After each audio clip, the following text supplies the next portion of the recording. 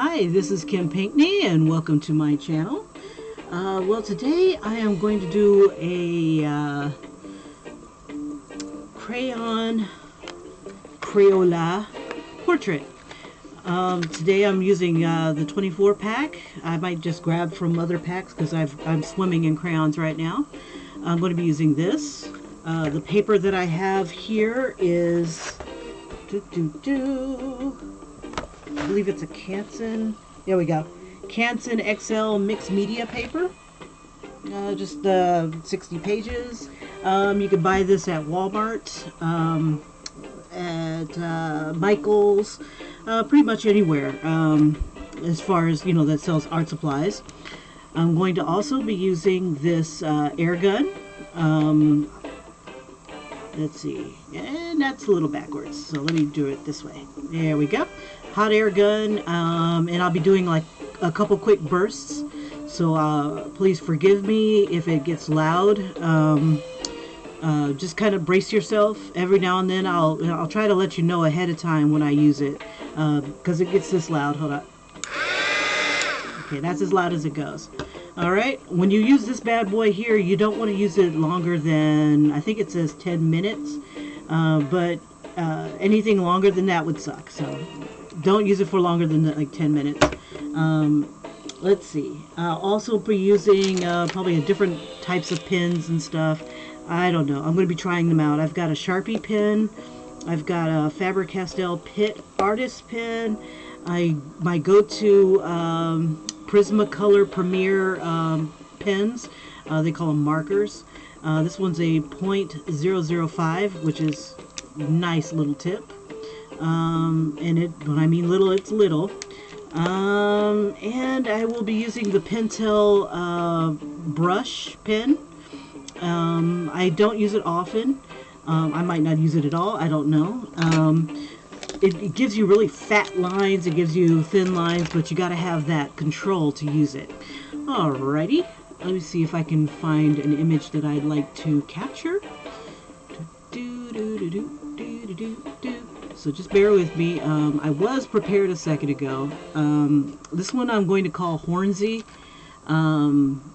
It's a picture that I had found. I love the pose, and I'm like, you know what? I have got to draw this. Some of the things that I've been drawing since the last time, Inktober has finally ended and whatnot. There's this one, and I've outlined it with this Prismacolor pen. I'll probably end up coloring that probably on something else. This is a doodle that I had done. I could color this one, but he doesn't have the interesting pose. A lot of these I had done, like I did this on the bus, but I didn't like the marker I was using. I was using the Crayola brush tip pen to outline this, and it was just too fat and the bus was jumping too much for me to use. Some of these are just like random drawings that I had done, trying to create different other characters. So this one was what I had done when I was trying to create the pose for my Static Shock. This is what I had done on my t-shirt for Inktober, and some more Static Shock poses. This was going to be weak. Let me lift that up a little bit. This was going to be weak. I was going to put that on my t-shirt, and I'm like, you know what, that's too close to home. That's my happy butt that couldn't lift myself up. This was a rough of the a little double wide for the true week that I put onto my t-shirt for Inktober. This was the rough sketch that I came up with for Static Shock. I was going to do like Huey as Static Shock. And let's see, this is another image I was thinking about doing, but the crayons are just a little too fat for something like this. Something like this I'd probably want to do with colored pencil. It's just that I wouldn't be able to really get some really good detail. Maybe I might, but I like to have it a little bigger. And I had drawn this on the bus, and while I was waiting for the bus, I started to outline it. So you'll see this one again. This one is, I came across a guy who was screaming, and I'm like, oh yeah, it's like he's saying effing elves or something like that, you know. And I just want to have some thought balloon, but I have no idea what kind of speech balloon I want to put here. Don't know. And then this one I had started and the bus was about to come, so we're on to today's, and let me see if I can find the image that I wanted to use. I believe I might have had it in my poses, so let me check my poses out. I totally changed my idea of what I wanted to do today. I was going to do this badass warrior, and my excuse for not doing it is kind of lame. I just momentarily forgot how to spell warrior as I was filling out my information on the YouTube. So I'm like, you know what, bump it. This is Saturday. I shouldn't have to think like that. So, poor excuse. But hopefully this will make up for it. Okay, so if you ever wanted to use inexpensive art supplies to draw a portrait, this might be your thing. Usually I would use, let me see if I can bring this closer so you guys can see it. Right now I'm drawing super light so that I can erase my lines if I don't like them. This, I am going to use the Crayola crayons. I want to draw big because the crayons, you don't want to color or draw anything that would be smaller than this tip. Okay, so sometimes I might want to throw some actual detail into something, and beware of the dust. I don't have my brush with me, so I expect to have like little flecks around, so we'll make that work. We'll make it a working moment. Okay, I want this head to be nice and big, and I'll probably reduce it. Okay, so right now I'm just sketching out loosely like an egg shape of where I want the head to go, and I'll bring it a little bit closer so you can see it a little bit better. Alrighty, move this over here so I can see the chat if there is any. And if you have any questions at all, just let me know and I'll do my best to answer. Let's see. I had the chat in front of me. There it is. Okay. And I gotta get rid of this so I can see who's here. Okay, nobody's here yet, but that's okay. I'll keep going. Okay, so basically I'm going to sketch out a really nice outline of what I want to color. And let me get back to it. Let me get out of that. There it is. I've really taken to finding images that have expressions. The weirder, the stranger expression, the better, I think. Because I want to try to capture things that not everybody's done.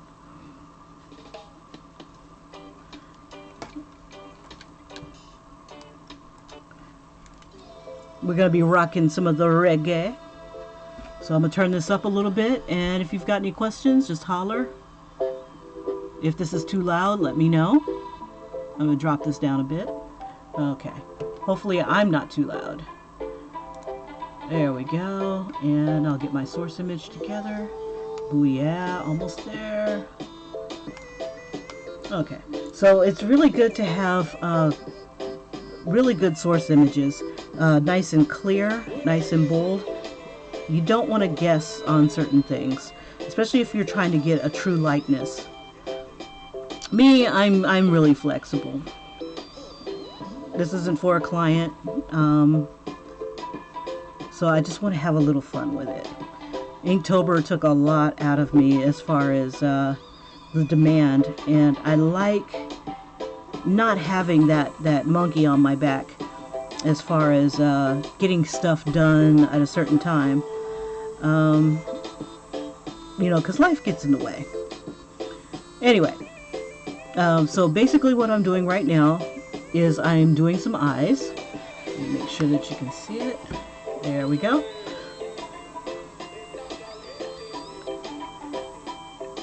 And if I'm working fast, and it's easy to work fast when you kind of have an idea of what you want to do.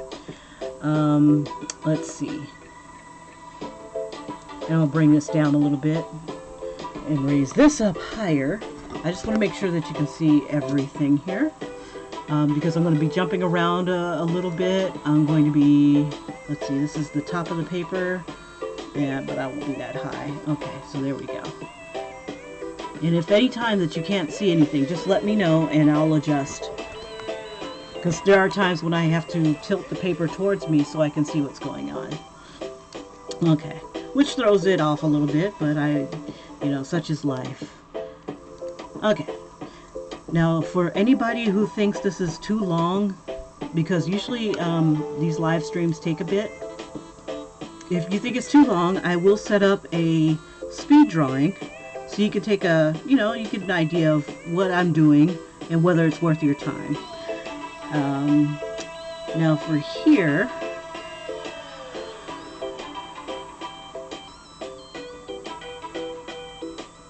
okay.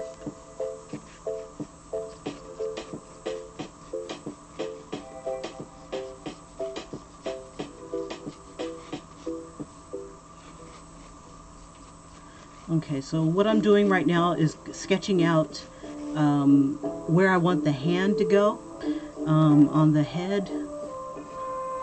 A lot of this will come off the page.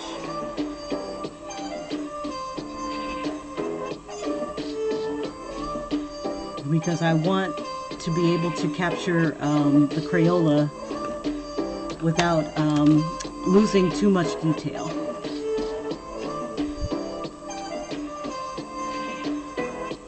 And I'm one of those artists who think that if you want to see something from beginning to end, gosh darn it, you should see it from beginning to end. Whether I make the mistake or not. But, I like seeing when a person does their artwork. And if you've caught any of my other streams, you would know that one of the things I like when I watch other artists draw is that they show you the process from beginning to end, from beginning sketch to, the finished product.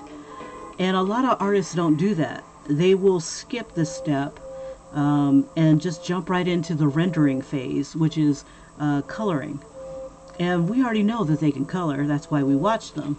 But we also, I think, and it's just me, maybe it is just me, that they should, show us the stage. What did they do? Did they trace it? Did they actually draw it freehand? How long did it take them to get that far? Because it also helps you as an artist to know that, this is the average time that it takes to draw something this intricate, blah, blah, blah, type of thing. Now, I kind of learned how to draw a little bit faster because I worked at Busch Gardens, which is a amusement park, and I was working as a caricature artist, doing cartoons of people. Hated it because I was working outside at all weathers, and I also had to sell as I drew. So, but in order to, make my rent, I had to draw fast, I had to draw quickly, and a lot of the times I just didn't like what I was coming up with. I don't know. It's just that it wasn't for me, especially being outside at all weather. Let's see. So right now I'm just doing the fingers, and how I usually do fingers is I keep it really loose. Don't commit to any lines just yet. If I have a source image, I tap into that and I try to follow it as best I can. If not, I just kind of wing it. Or I use my own hand, to come up with the design. But since it's the hands are facing inward and they're in the opposite direction, like this thumb is right here and this thumb is right here, it's not going to work for me. So I like to keep things kind of on the same orientation if I can. Okay. Now another trick is trying to keep the hands equal to what would be natural for the face. It's one thing to use a source image. It's another thing to lose your proportions. And this person, I'm not drawing them exactly because I wanted to throw a few things into it, like horns. I am giving her kind of like bull horns coming out of her forehead.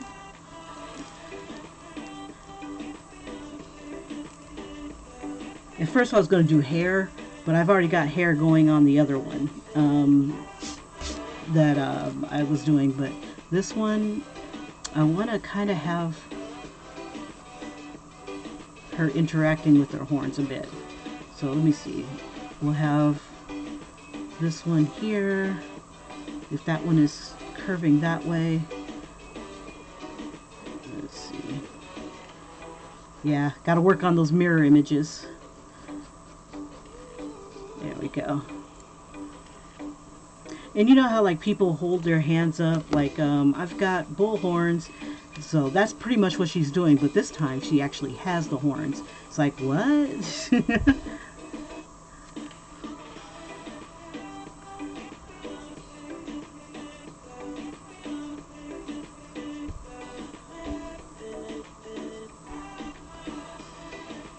So she's kind of got like a little bit of a confused look on her face. Now, one of the things that I like to do is I do like to color from coloring books, portraits and coloring books, because the lines are already there. You know, you can just hop right on into it. And there's enough information there so that you can kind of gauge where everything's supposed to be, what color things are supposed to be.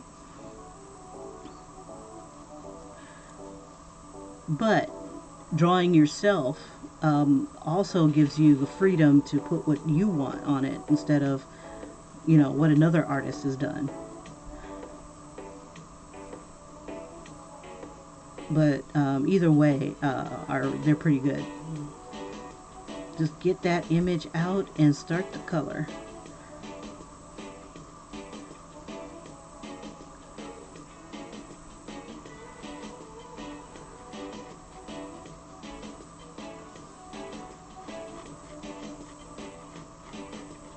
Now, these crayons cost me less than $2 when I bought them. The air gun is the same as a, what is that called? Hair dryer. It's the same as a hair dryer, only it's got more of a tip to it so that you can pretty much direct it where you want to go, whereas a hair dryer is larger and it blows out a lot of heat. So you don't have as much control over where the heat goes, and that's still not a bad thing because you could get like a big patch of whatever you want to color, or you know, to work with. You'll see as I go. But using these, it's really super easy, and it may take a couple. It may take a couple of, what is it called? Maybe a little bit of practice. I recommend using Bristol with Bristol paper that's coated with baby oil, and it moves. I mean, it's really super smooth. Draw your picture first, coat it with baby oil, and then and that kind of acts as a sealant, but it also changes the texture of the paper, and the colors glide across it. It's lovely. It's just yummy. I use my colored pencils. I do that with colored pencils, and I don't want to use the colored pencils dry. The crayons I don't mind using dry, on dry paper. Like this is dry paper right now. It's untreated with baby oil. It's pretty much just straight paper. It's not a bad idea to have something underneath like a board when you get ready to use the crayons and start to melt them. Because what we're going to be doing is we're going to lay crayons down, but we're also going to be melting the crayons. Okay, so some of this is not going to show. So we got horns like Maleficent. Yeah, we'll give her like Maleficent type horns. But I also want to put like maybe a design on them.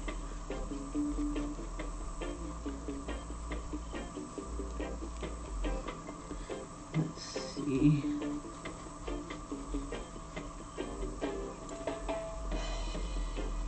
Okay, so her horns will be like right here.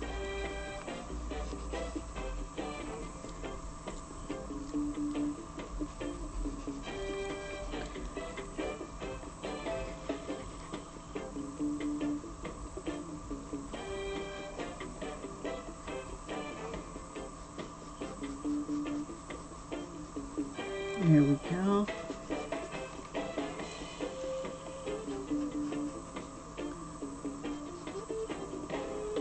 Yeah, but how I draw hands, I keep them really loose.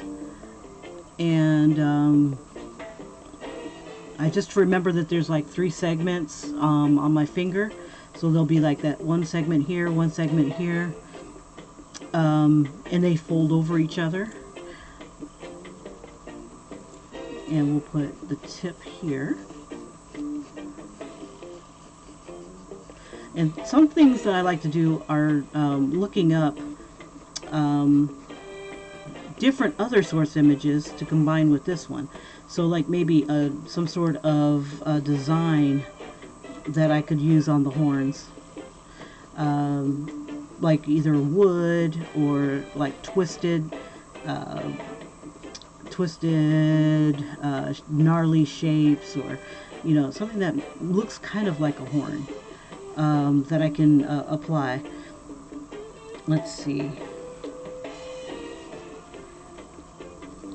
Now with crayons, sky is the limit. I mean, this is only 24 colors, but you've got 100 colors in other packs, and they're not that much more expensive either. Okay, on this one, I will probably outline afterwards,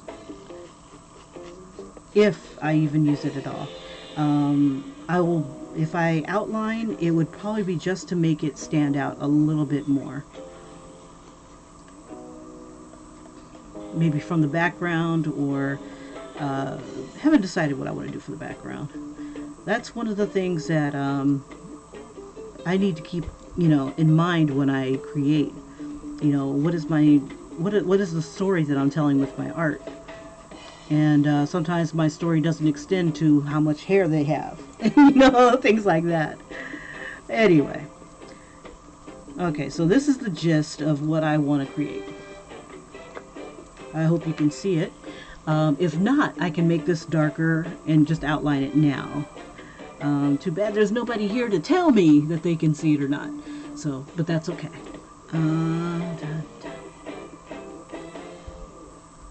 Okay.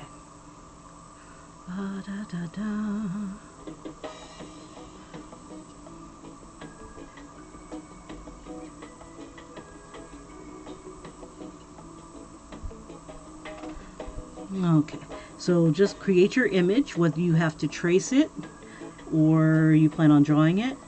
This paper is not as transparent, so you may end up having to transfer it, whatever image that you want to do. And that's fine. Either way, whatever it takes to get it onto paper, especially if you are under a deadline and say that you have somebody who wants to buy that, and you have to have it done like by Monday, and that you draw slow. There's no shame in trying to get that deadline going and tracing what you need to do. You can also create your image and then just keep tracing over it to get to where you want to go if you can't seem to get, if you can't seem to nail it on when you're freehanding it. So you have options. There's options in getting the image out. Okay.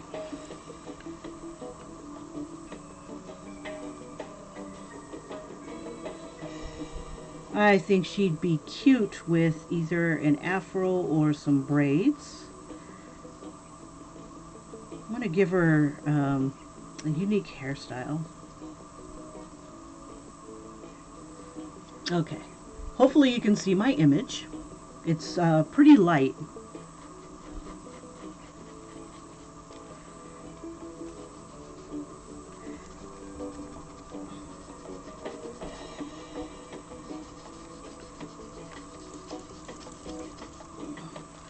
Okay, so I'm going to darken it in some places, and I'm going to erase some stray lines.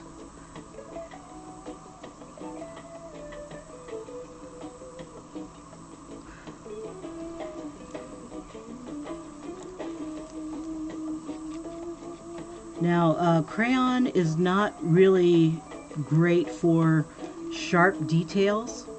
So anything that I want to really give nice, crisp details to, like say I want to do like fine lines in the hair, in the eyebrows, I'm going to end up saving that for the pen that I use. And I've got the Crayola brush pens, and I'll probably try to use those a little bit more than the other pens that I've got. I don't know. The black is kind of funny. It kind of comes out blue instead of black, like a deep dark blue. Okay. But if you want it to look cartoony, you definitely want to outline with a marker, or to give it a thick outline around the outside. If you want it to look more high end and stuff, keep your lines thin or virtually non-existent to where you can like erase them, and it'll give it more of a realistic look if you do that. Okay, you don't have to outline every single place where your highlights are going to be. And speaking of highlights, I'm going to go ahead and start outlining with white. Coloring with white. Let's see, that's set. Where's the other pencil? Crayons. There they are. Okay. Also with crayons, I took my white out of this one. You want to keep that tip clean. They are washable, so they will wash out of your shirts and stuff like that. I've got a stray piece of cloth. Now, if you don't wipe it off, it will definitely come out on your paper, and it's hard to get off. It's hard to cover. It's not impossible, it's just hard. Okay, so I like to start off with the highlights. Okay, my highlights. Oh, let's do some hair. I don't want it to be without hair. Okay, let's see. I need a hairstyle. Amars, what's up? What is up, woman? It's good to see you. Let's see.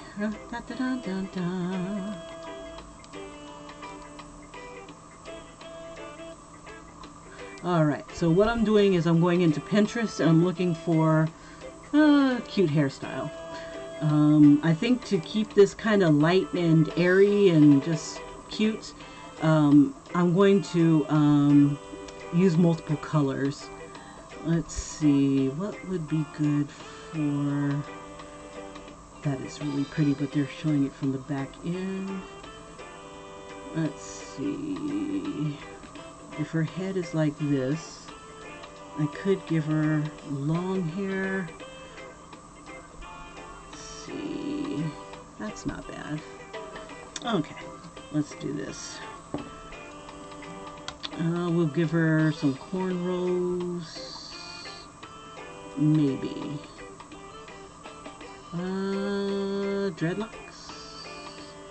Oh, we can do just straight up curls. That's cute too. Let's see. What can we put on her? I want her to kind of look... Oh, no. I found it. Okay. So her hairline is about right here. It's like, oh no, I cannot hide my junk here. Everybody's going to see that I have horns.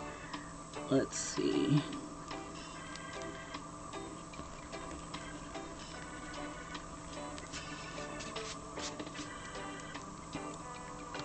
Let me bring this a little closer to me. Let's see. Oh, that one's pretty too. I'm just looking at people with the way their hair is done in the front. My favorite is this one. Let's see. Maybe if I do... That's kind of pretty too. I can make her elegant looking. Yeah, we'll do a combination of some of this because I can't decide on which hairstyle I like the best. So back here is a bun. Oh, I lost my eraser. Oh, here we go.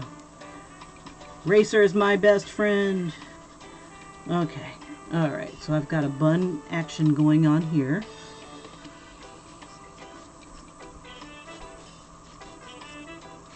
And I don't want to take too long in drawing every single braid. And if I do the braids, I'm probably going to end up, what's the word?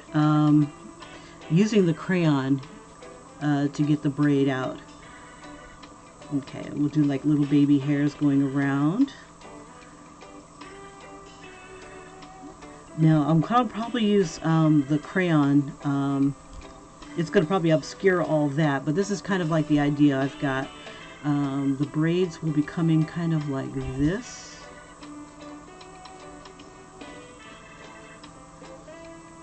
And coming out like this. So let me go ahead and make these. I'm making like little tube shapes for now.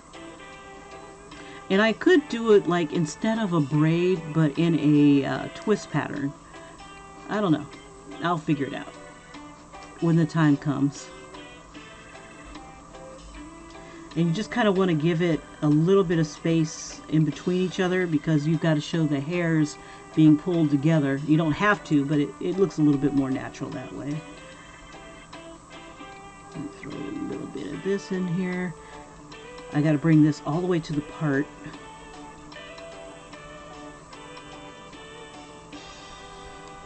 Let me make sure that I'm not off camera. Okay, there we are. We're still on camera. Alrighty, and then these will come up from here. And then I'll just make these a little bit rounder and whatnot. Okay, so that's happening there. She'll have baby hairs right here. And we could probably bring that in a little bit. I wanted it kind of coming off the temples. Okay. There we go. Maybe a little thinner.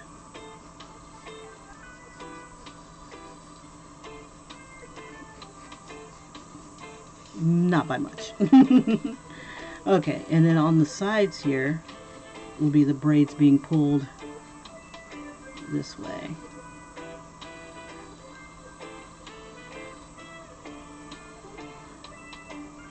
I just want them coming off the sides here. And then I'll have baby hairs doing their little thing.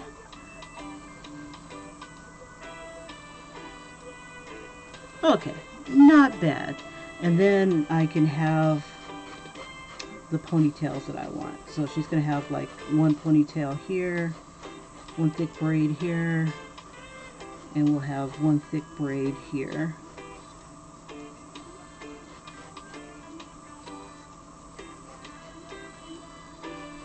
There we go. And then, let's see, maybe this could be Taurus. So I'll do I'll either do Taurus right here or do that symbol for Taurus right here. Haven't decided yet. we haven't gotten that far. I think by the time we're done with the face, I'll probably know which one I want to do. Okay, alright, so let's get started. Okay, I was going to start off, let me pull the colors that I think that I need. And the way I figure it out is I look at my source image, if I'm using one, and I look at the colors that I see in the face. I see white, I see dark brown. Let's see, the cup. Okay. I see brown.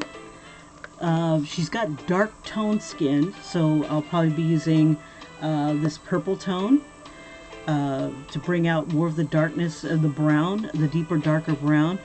She does have like a reddish tone to her, so I'll probably have a layer or two with the red.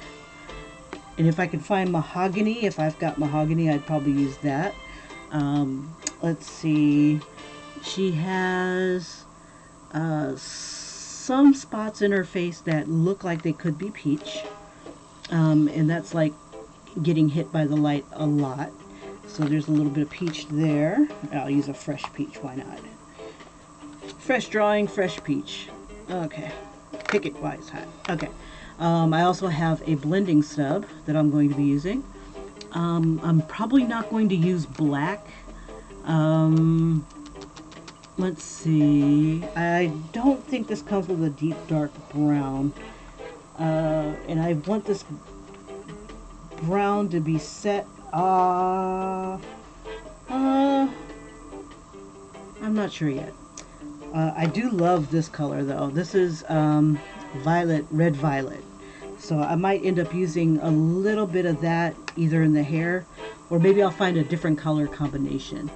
Okay, so those are the colors I'm going to be using so far. Maybe a little bit of pink in the lips, but I might end up using just peach in that. Not sure yet. And those seem to be the basics of the colors that I have on this particular person. You don't need too many. That seems to work out just fine. Let's see. And I could either use this gray here for some of the crazy highlights. It's white, but not quite white. So that I could use the gray. So those are the colors I'm using. I'm using Timber Wolf, Apricot. Let's see. This is Carnation Pink. I'd rather use peach, but we'll see how apricot works for us. I might end up using this orange. Might, I'm not sure, because it looks like she's got like a rosier tone on her cheekbones. The red, what was I going to use that for? Maybe a little bit in her skin. Brown, white, and this here is violet. Okay, so to begin, I'm going to start laying down a layer of color. Where first I hit the highlights. So the first highlight that I notice is right here above the eyebrows. And some of these highlights you'll start to see more regularly as you do portraits, especially if they are sharing the same kind of pose. You'll see that some poses repeat a bit, and the lighting that you're using might repeat a bit. Okay, I've got a little bit of highlight on the nose. She's got actually two. Up here will be a little bit of a lighter color. This actually is pretty dark up in here because she's got darker skin. This is somewhat light. It's not white. It's like a light brown. So we'll tackle that. And then around the edge of her face, she's wearing a white blouse, and that's reflecting on her chin and jawline here. And that gray is a little too gray for this area, so I'm going to go over it with white. Now, you know that crayons suck because they have that, they have this crumbliness to them. And you see that come out on your paper. But on this, with this technique, you really don't have to worry about that. You just pretty much want to get that color on pretty thick. Okay? Just go ahead and lay that on there. If you want to press hard, you can. This isn't about being the most gentlest daisy in the field here. You can throw some pressure on there. This is kind of forgiving because as you start to add more colors to your picture, you'll start to see that you can blend them a little bit better. So it's kind of like the more, and I'm getting the palms of her hands here, but I'm going to end up going over them with a little bit of the peach or apricot, or the flesh. Yeah, it's more of like a flesh tone. Okay, so I'm just hitting the parts of her fingers. Okay. All right, and a few other places where I see the light hitting it pretty hard is like right here. Because the light, it appears that it's straight on because it's not casting any shadows at all. There, you know, like it's hitting her straight on. Let's see. Yeah, I don't see too many shadows. Okay. And I can use a little bit of this gray in her eye. And not all eyes are perfectly white. And you can tell from like some anime pictures that they do like a bit of a shadow in it. But they're not completely gray either. So I just kind of use a combination of both white and gray. And it looks like I picked up a little bit of purple. This probably, yeah, it looks like it got into the purple a little bit, but that's okay. Crayon is moderately forgiving. You can scratch it sometimes. And I'll show you a technique if you need to layer it hardcore. Okay, so far so good. We've got her forehead here with some white. I haven't decided how the light is going to hit the horns so much, but I'll see if I can follow the same type of thing as... Let me get rid of some of these lines here that are unnecessary, and we will have to cover that up. Okay, let's see, right here it's caught a little bit of light. Okay, and then it comes in the shadow again. Okay, all right, next color I'm going to use is brown, and or actually I'm going to go ahead and start putting the other tones in. So I'm going to use a combination of the purple and the red. I really want to get this reddish tone in her skin, and so what I'm doing for the red, I'm just going to do it really lightly, like I'm barely just letting it touch, because I don't want a lot of red, just a little, just to give it that hint that it's got that reddish tone to it. So it's like really light, and this is kind of what crayons look like when they come onto a page. They leave a lot of white in the tooth of the paper, and it's kind of like meh. So we throw a little bit there. Hi, Ian. Welcome.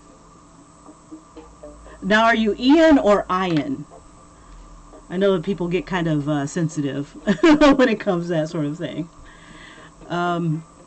Okay, so now I've got brown here, and I'm going to lightly go over some of the areas with brown. And I'm going to hit that in the areas where I see where it's brown. Not necessarily dark, but just kind of like a brown tone. If your subject is overly, you know, if they are predominantly one particular color, you can get away with doing the entire thing in that light tone. Like right here is where it starts to get really wicked dark. So that's like where her cheekbone is. Her cheekbone is up here, and then below this is where it gets dark. So what I'm also doing is adding a little bit of the purple, really lightly, where the darkest parts are. Like her darkest parts here, are on her face right here. She doesn't really have too much of a shadow action happening, so we've got a little bit here. It's dark. Got a little bit of dark here. And then just around the mouth a little bit. Now it does come a little bit dark right here.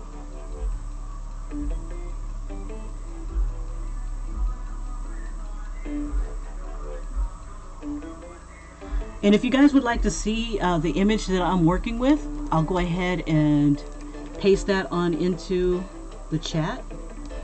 So if you want, you can take a peek at what I'm working with. There you go.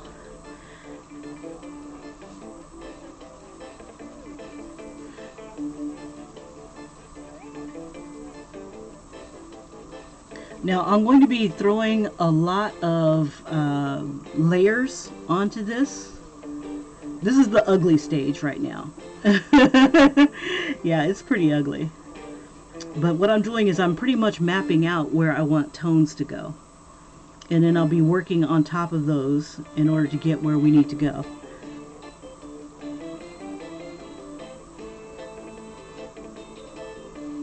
Okay.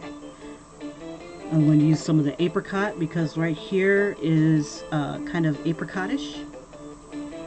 And you can see the colors. If you click on the link, you can see some of the colors that I am working with and why I'm working with them.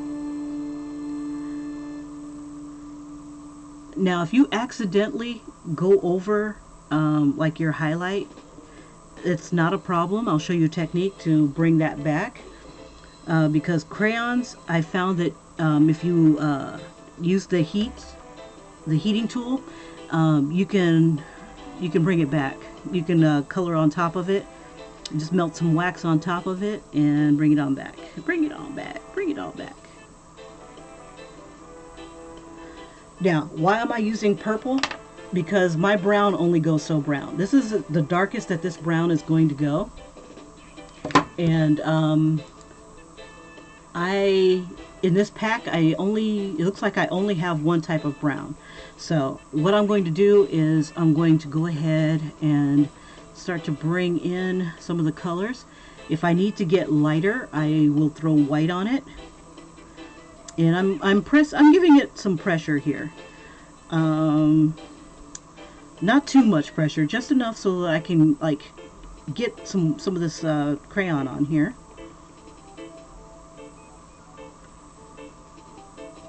And I'm doing it in circular motions. Okay, and I'll put a little bit here. And you just pretty much want to follow what your eye sees as far as colors go. If you see a little bit more red or a little bit more orange, go ahead and add that. Like I see a little bit of orange or a little bit of reddish tone here. And what we're doing is we're building up the crayon. You don't want to heat it up, you just want to make sure that you have, what is it called? You want to have some good layers on here. You can use black. Black does get a little overwhelming. So I choose to use other colors like this purple, this violet.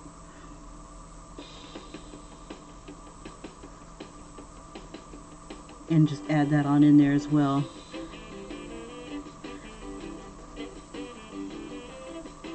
If you do choose to go over your entire thing in one color, just be mindful that it's easier to go from light to dark than dark to light. So like if I color this whole thing brown, it's harder to lighten it than it is to, I mean, it's not impossible, because I'm going to show you how I do that as well. There'll be parts where I'll darken it, lighten it, and then just blend them together. But what I like to do is get a good amount of color on here first. And you see how dark my brown is. I want it a little bit darker. I will go ahead and use a little bit of black. Just a little. Maybe a really light layer of black. Because I don't want it to look like she's got like a, what is it called? A beard or anything like that. Just using very sparingly. Because black does become very overwhelming. But usually I would just stick with the purples and the blues.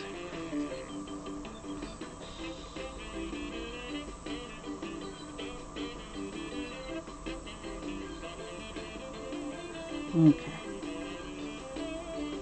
Okay, so this right here is kind of like a light tone. It looks like it's going from a dark brown to this light color here.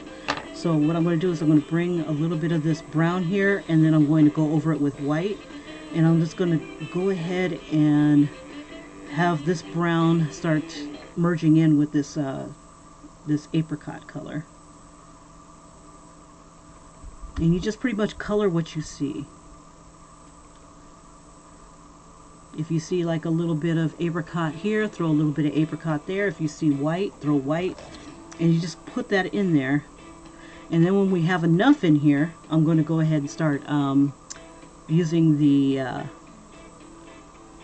tool and melting these guys together. And it only takes a few seconds to heat these guys up. You don't have to spend like 10-15 minutes heating it up. It's only just a few seconds and you'll start to see it melt. And even when you just start to see it melt, that's a really good time to start using it. Let's see.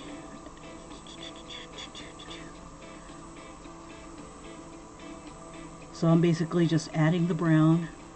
And this is kind of, you got to have a little bit of patience. It helps to have patience. You don't want to rush something like this because you don't want to miss your details.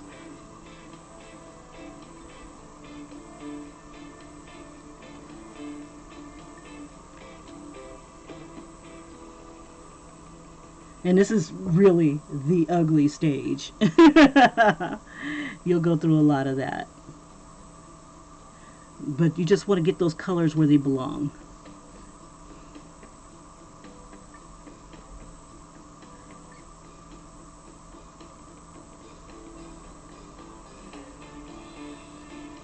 And I'm going to go ahead and throw a little bit of brown in here.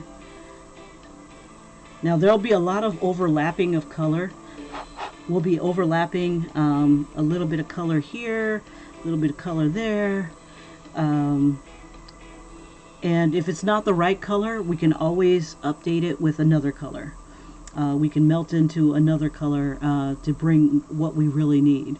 So all is not lost. You just have to have the patience to be able to fix your errors if you feel like they're errors. Or you can just run with it.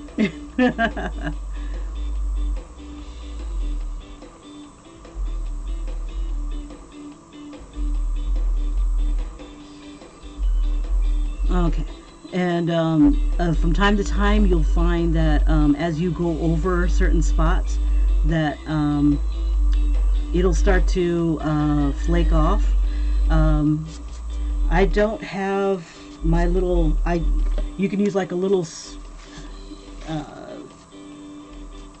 rag or something like that, and you just kind of brush them off a little bit, just really gently, because you don't want it to rub into the paper. When you have the baby oil treated paper, like the Bristol paper, if you're using that. Let's see, now this is a brown and a deeper, darker brown. So let me use this purplish here. Yeah, if you're using that, these little guys are a menace.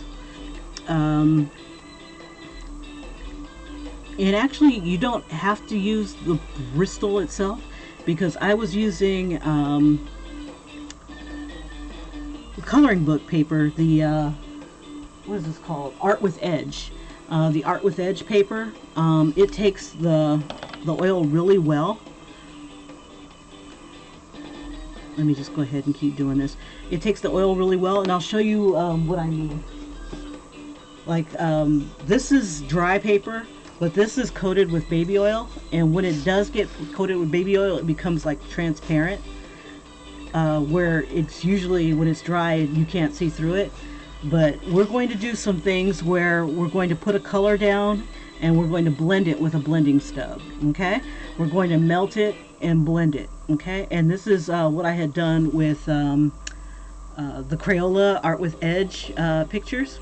And the whites here, I went ahead and I melted a little bit of white onto it.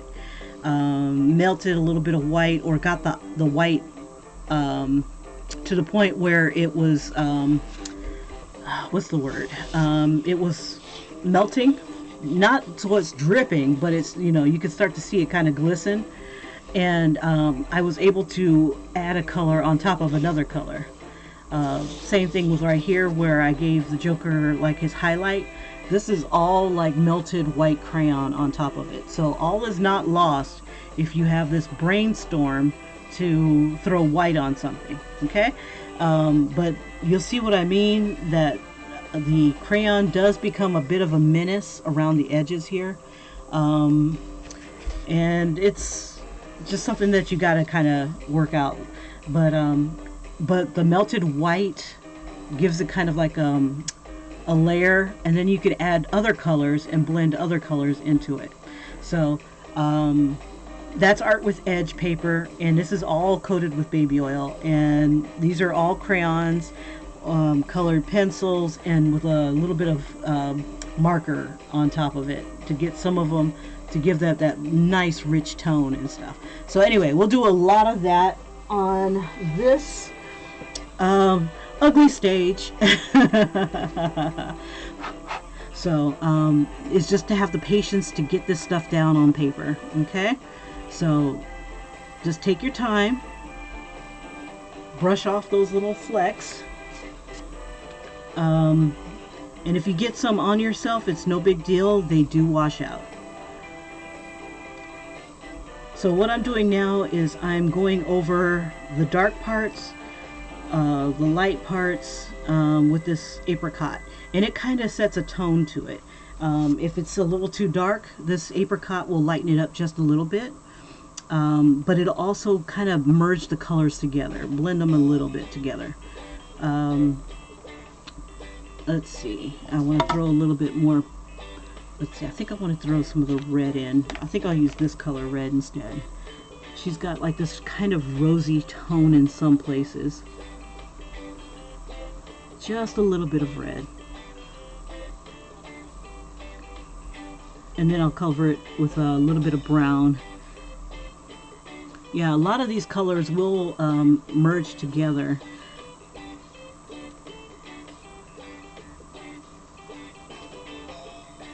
And you can use these techniques with any kind of character that you're drawing or coloring. Let's see. Let's keep that ugly stage going. And I want to get close to the edge without being on the edge here.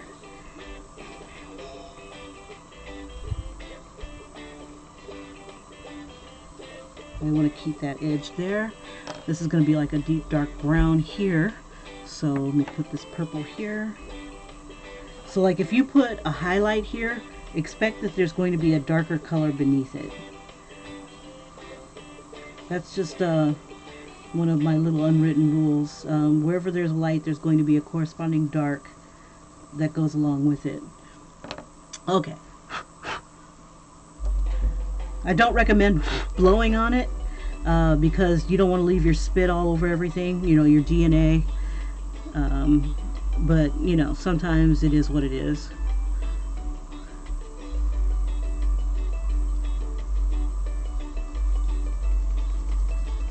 Okay, and because the face is the most important thing, that's what I'm going to put most of my emphasis on.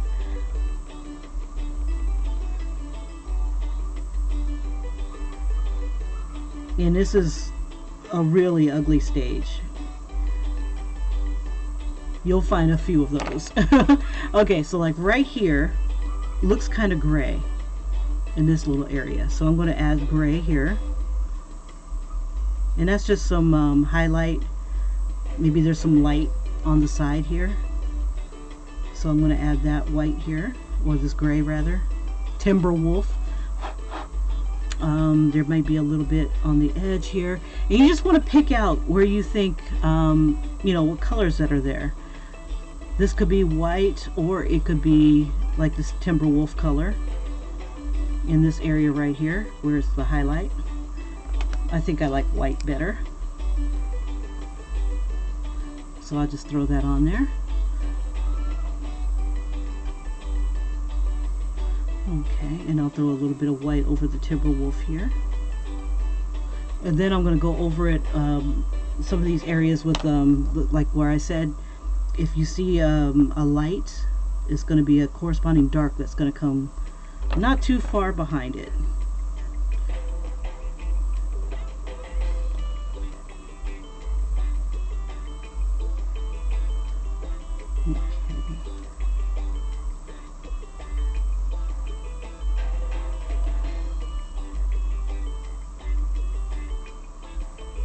Okay, so with blending stubs, it's good to have a sandpaper block.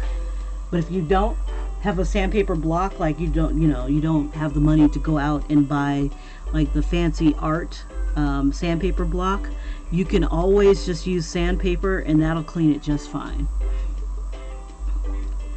Okay, so for this one, I'm going to be using this one right here.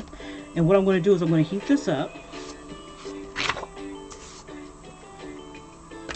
And forgive me, this is going to be loud.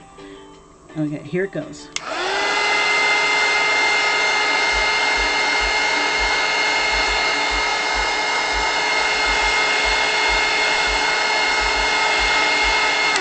Okay, I used about 12 seconds.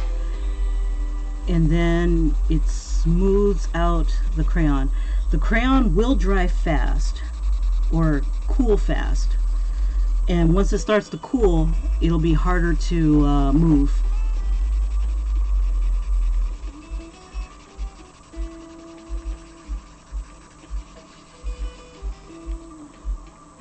So I try to work in like little areas at a time.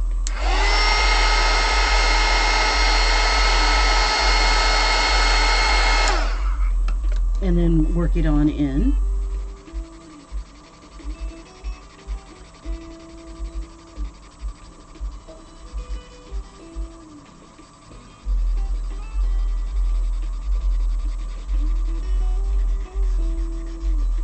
Now there is a lot of tooth to this paper, which means that you can see a lot of the white, the texture in this paper.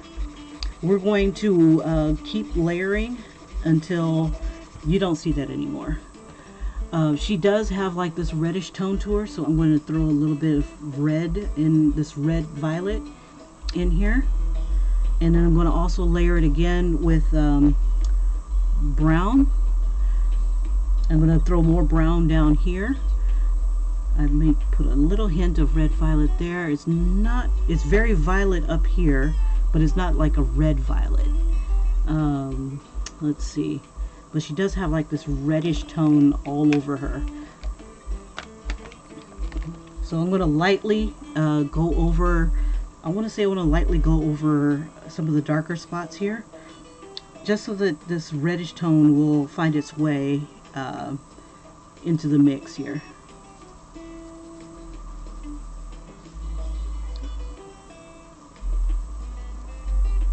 Okay, just a little bit. Okay, so now what I'm going to do is I did melt some of the brown in here. It's not the brown color that I want, so I'm going to go a little darker with the purple, or I might be using blue, depending on how dark I want to go. I'll use the blue here. And you can kind of see the purplish undertones in her skin, or the reddish violet undertones in her skin. You know, and you just want to keep mixing it with both the violet and the brown, and it should get darker.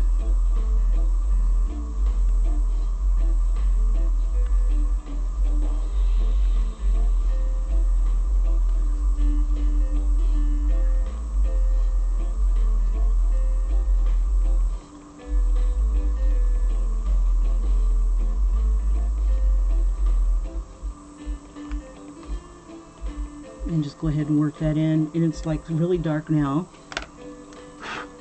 I'm going to melt it a little bit.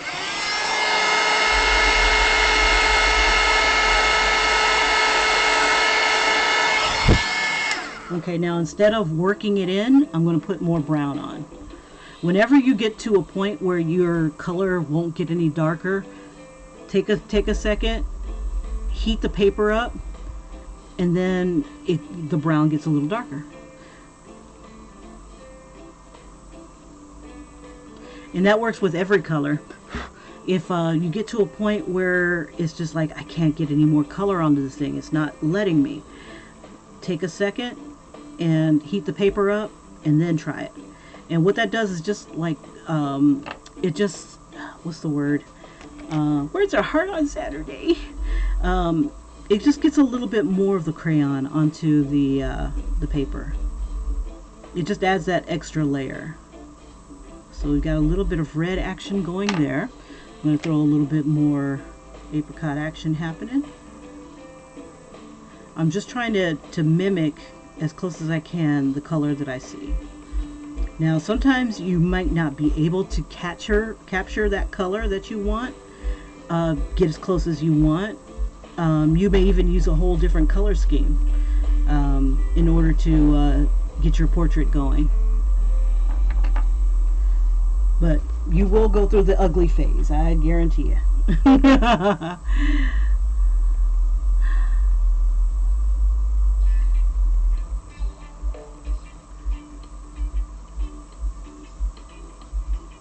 Now sometimes it's good to go to a different area, kind of let that cool, and then add more color, or cool and you know, move on, and then come back to it once it's kind of settled. That way you can see what it's starting to look like. Because sometimes your eyes will get a little saturated with the color, and you know, you're not seeing the exact color that you want to see. Okay, so right now I got purple going on here. If I find that the purple is not dark enough for me, I'm going to go ahead and, like I said, melt the paper. And even after melting the paper, it's still not dark enough for me. You know, and layering it with a complementary color. And when you hear the words complementary, all it means is it's the opposite color on the color wheel. So like if I'm using browns, I'm in kind of like this tone here. I want to use cool colors.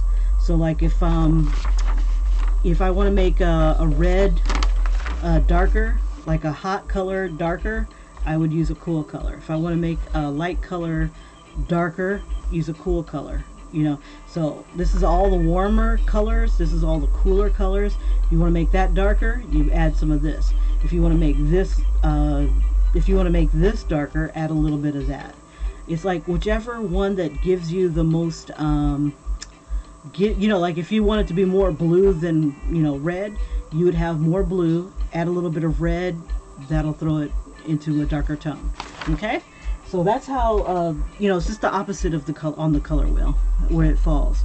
Blue and purple seem to make brown go a little bit darker.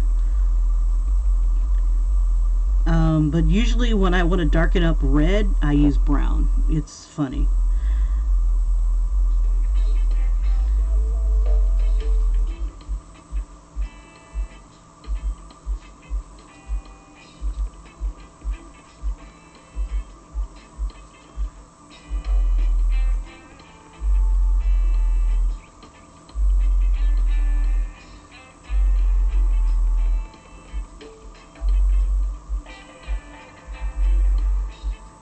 Okay.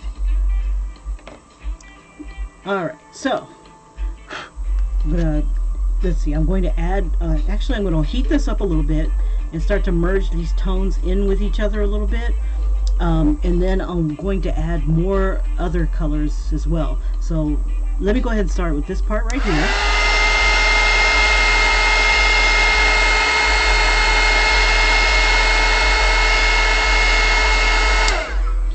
And you may find that you're doing this 4 or 5 times in order to kind of overcome the color of the tooth of the paper and to bring your colors together.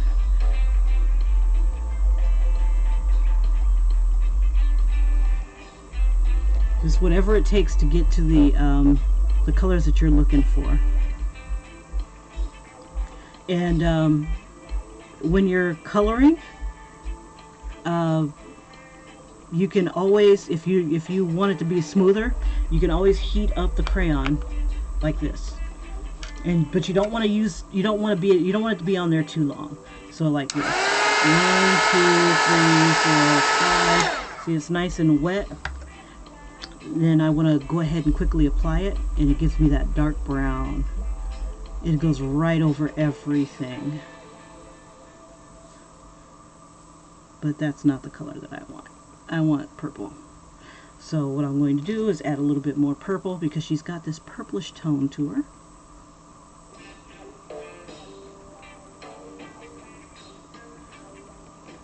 But also from the purple it comes to this lighter tone as well.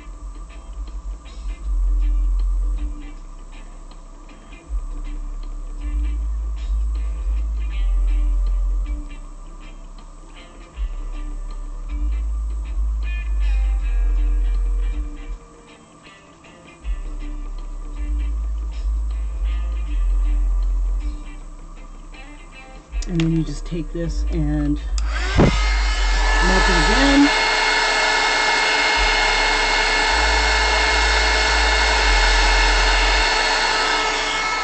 Instead of working in another color, I'm just going to keep adding a little bit of brown.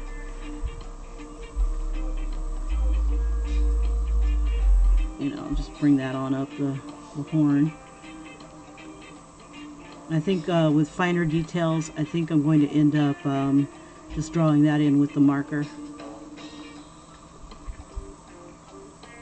I'm just get as close to the scalp here as possible. And then I'll just have the marker kind of lead the hair into the skin here.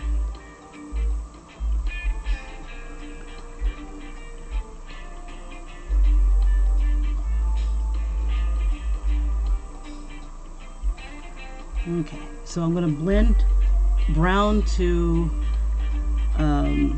this apricot, and I'm even going to go over this a little bit with the brown. If you have too much on there, just kind of scratch it a little bit. Not a problem. Throw a little bit more apricot on it.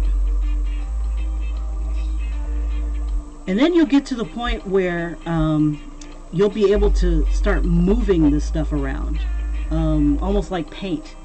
Like you'll be able to blend the stuff together like paint. Okay, let me throw a few more seconds on it.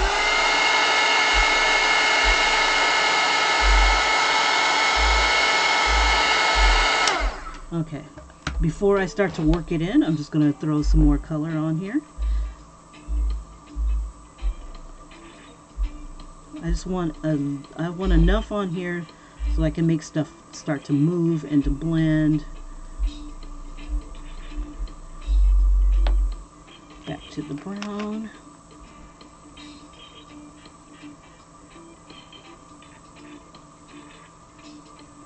And they just kind of go into each other. When it starts to cool, and I'll go ahead and let that cool a bit.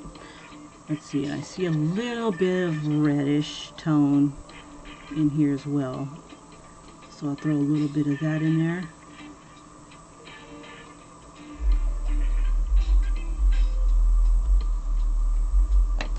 Throw a little bit of apricot on top of that.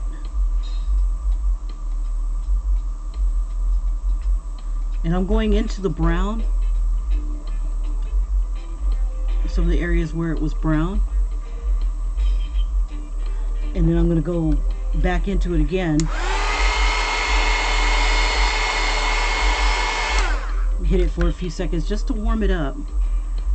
Throw some more brown on. You just want to get a lot of color on here.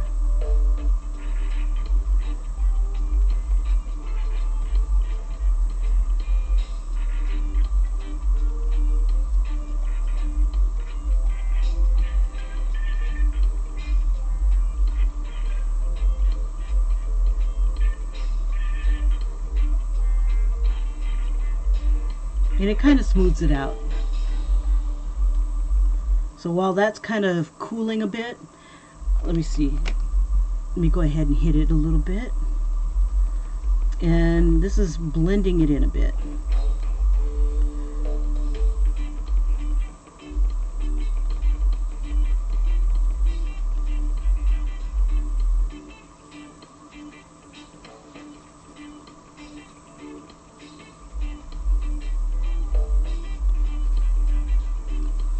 Yeah, I like using the Bristol paper. I think it does a lot better than this mixed media paper.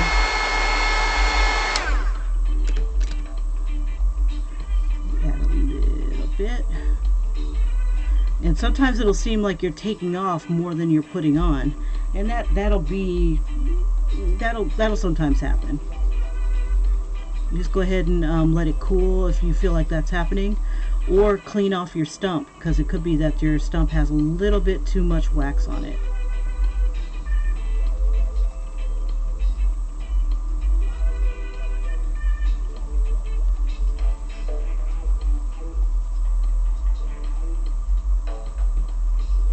And you also have the ability to move some of the color from your blending stump onto a different area. So like if you need a little bit of dark brown, a little bit of purple, and you've been dipping into the purple area, like up in this area, you can start moving it around. Now with this cool, now I've got like this smooth, the smoothness going on here. So you can alternate between adding a little bit and then letting it cool. Once it gets to a certain thickness, go, and it's all about getting the wax on there, getting the crayon on here. Just get a little bit more red.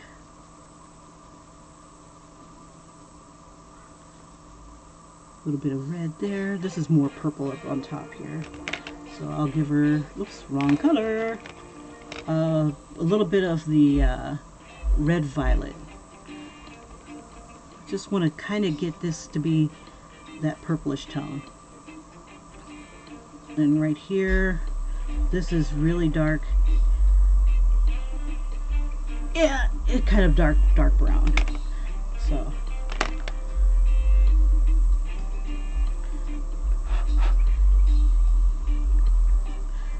So I'm using a little bit of the darker tones, this purplish color, and I'm going to be layering it with the brown.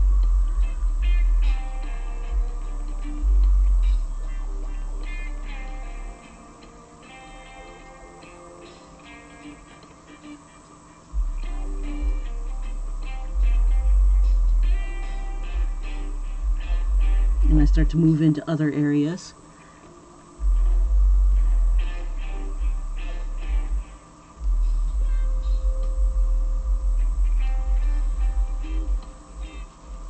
I can get away with doing that a little bit.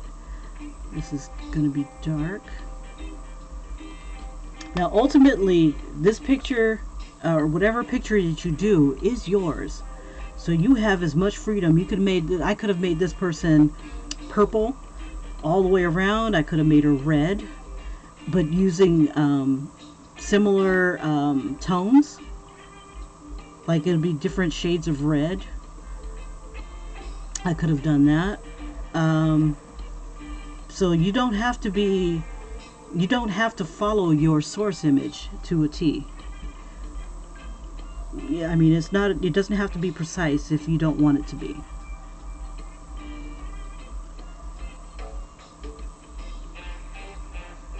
Okay, so right here it's dark, but it's kind of got this ashy color to it. This Timberwolf color to it. So what I'm going to do is I'm going to blend this in, these colors here in, this purplish tone, this reddish tone. Go ahead and blend that in with the brown.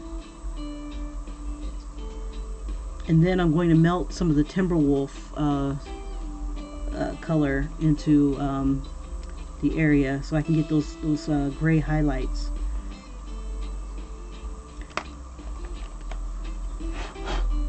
And you know it's time to stop once you finally gotten to the tones that you want. You got the smoothness, you got the tones, and if it starts to look really patchy or weird looking, go over it with the lighter tone. Kind of blend everybody together. It just kind of brings it together. Let me wipe this off some more.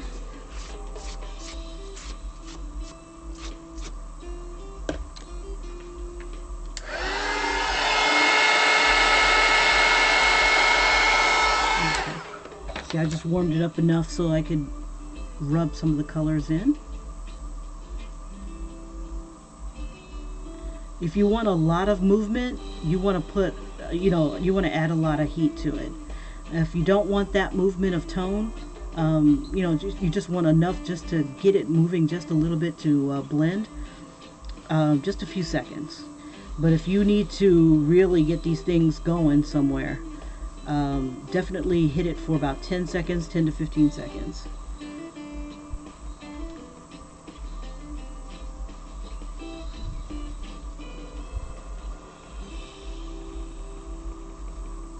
Yeah, by far I would definitely use the Bristol paper instead. And you know what really works great is the cheap paper, the coloring book paper. For some reason Crayon takes to that like super well. If you don't believe me, look at my some of the superhero ones that I've done in the cheap dollar store coloring book, and oh my gosh, it's I don't know if it's just that it doesn't have as much tooth as this mixed media paper, but oh my goodness, they look amazing.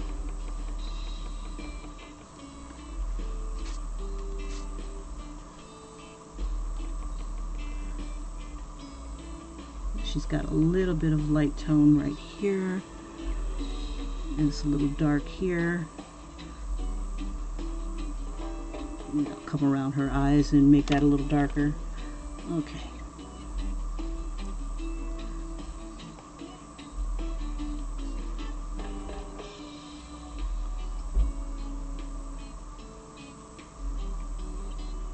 Now your results may be a lot different with a lighter toned person, lighter toned subject, because you're not using so many colors. You might be able to just pick out a couple colors and be done with it. Maybe you have to have a couple layers, but this one here, she's kind of complicated because she's got a lot of color play happening in certain areas.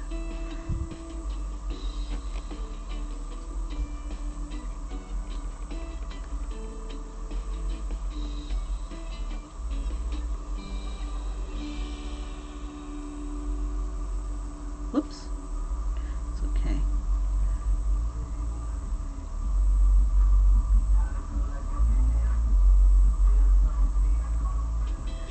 And if you're not sure, like, is your brown doing what it's supposed to do, just compare different areas. Like, is this color darker than this color?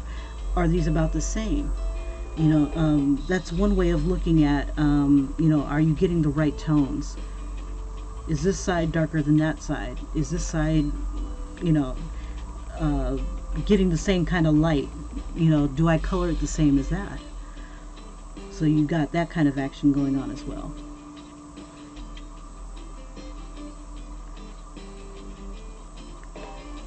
I'm going to come right up on those lines. And also use a pencil sharpener. Or a crayon sharpener. This one I picked up at a dollar store. I believe it was either a dollar store or Walmart when I had, it was around school time, and it was only like 99 cents. But a regular pencil sharpener works just as good to get you a nice tip. So like if you've got those areas where you gotta get in there, but you kind of need a tip, tear off some of the paper. If you have a regular pencil sharpener, you don't have to tear off the paper, but when you have a crayon pencil sharpener, it's good to tear off the paper. Let's see. Now in this area here, because this is all nice and cool, I'm going to add a little bit more of the reddish brown.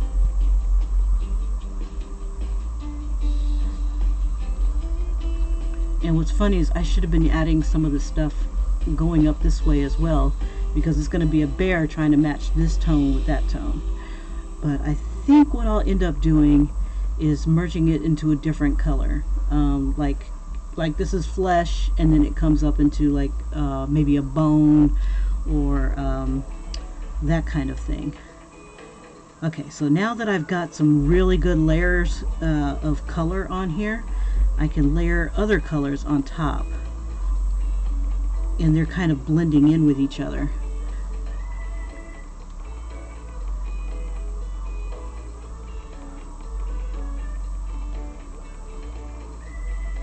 And that was kind of the thing, is that I had to get enough color on here in order to get the stuff to blend. Get it on nice and thick,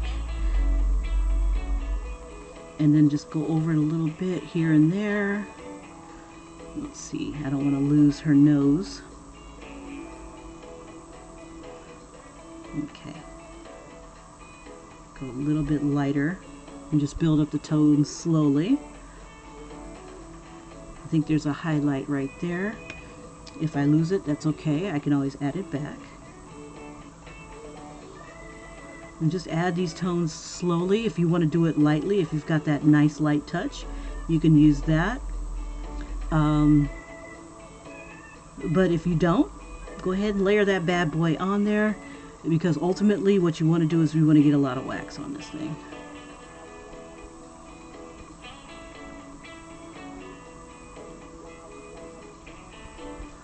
Okay, and then I'm going to go over this.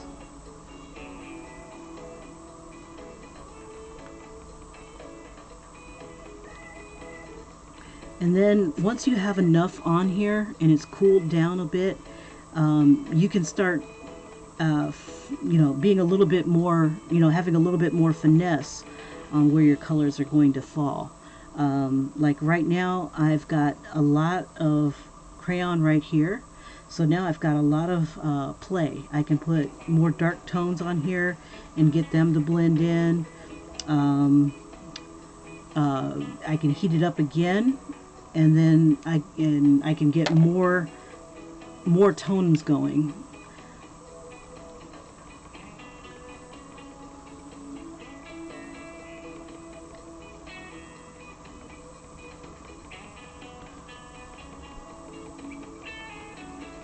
It's almost like mixing paint on your paper. It's really crazy.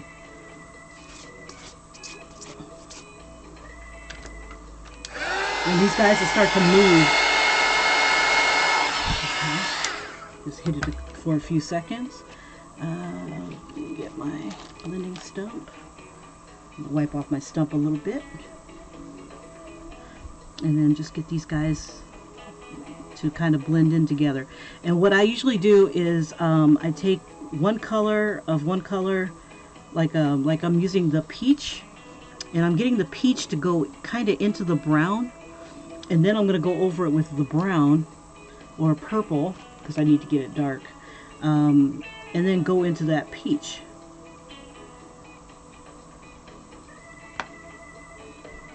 And then I'll just like kind of merge them together, so you don't know where the peach ends and the brown begins, is basically what I'm trying to do. Okay, she's got a lot of dark around her eyes here.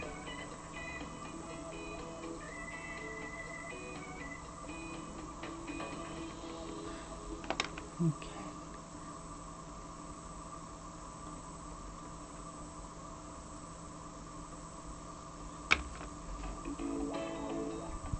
Yeah, and since it's crayons aren't precise like colored pencils, you're gonna have like a little bit of an edge to it. It's kind of jagged and whatnot like that, so you just gotta kind of work that as best you can. You can probably smooth it out with the blending stump. And then also refine it better with the marker, with the pen, once I go and put the details in for that. Let's see, I was going to use maybe about, do I want to use pink, or I'm going to use this color. I'm going to use this red violet for her eyebrows, and I'm going to use like a combination of red, violet, and black. I'm just going to go ahead and throw that in here. Doesn't have to be precise.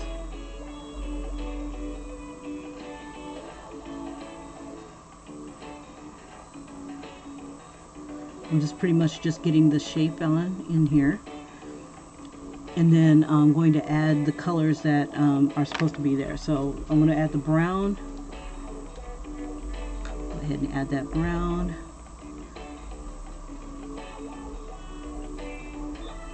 And just get as close to the edge as I can. And I'm using like short strokes in order to kind of keep it straight.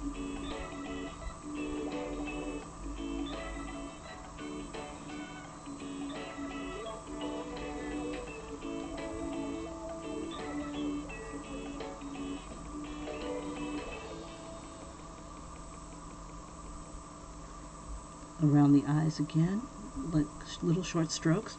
And I'll also be sharpening with my little guy here. Oh, it's looking great. It still is in its rough stages, but the more I add, the more I'll be able to play with the tones to get them to move around. It just takes patience, because just like the one that I was doing of the dark skin tone tutorial, that one definitely had its ugly stage. And I was like, oh my gosh, am I ever going to get out of this ugly stage? And yeah, I did. He started looking pretty gosh darn good. So give yourself a chance to get that ugly stage, because you're just laying down the colors. And once you've got the colors down, once you've got enough to start moving around, you'll really start tearing this up. But it's all in having that patience. Gotta have the patience. Let me go ahead and tear off some of this paper. One of the things I wish that Crayola did was make it so that the paper comes off, you know, kind of easy. Almost like one of those grease pencils, where you'd like have a little piece of string that would come out, and you can start taking some of that off and wearing it down.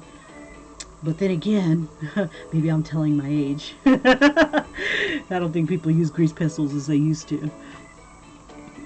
Okay, so if you're having problems getting color to lay down, heat it up just for a few seconds, just so that you can get things to start moving.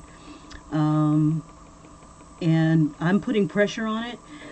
You can take the lighter touch and just keep building it up with the light touch, or you can just like Hulk it and just like start rubbing that bad boy in.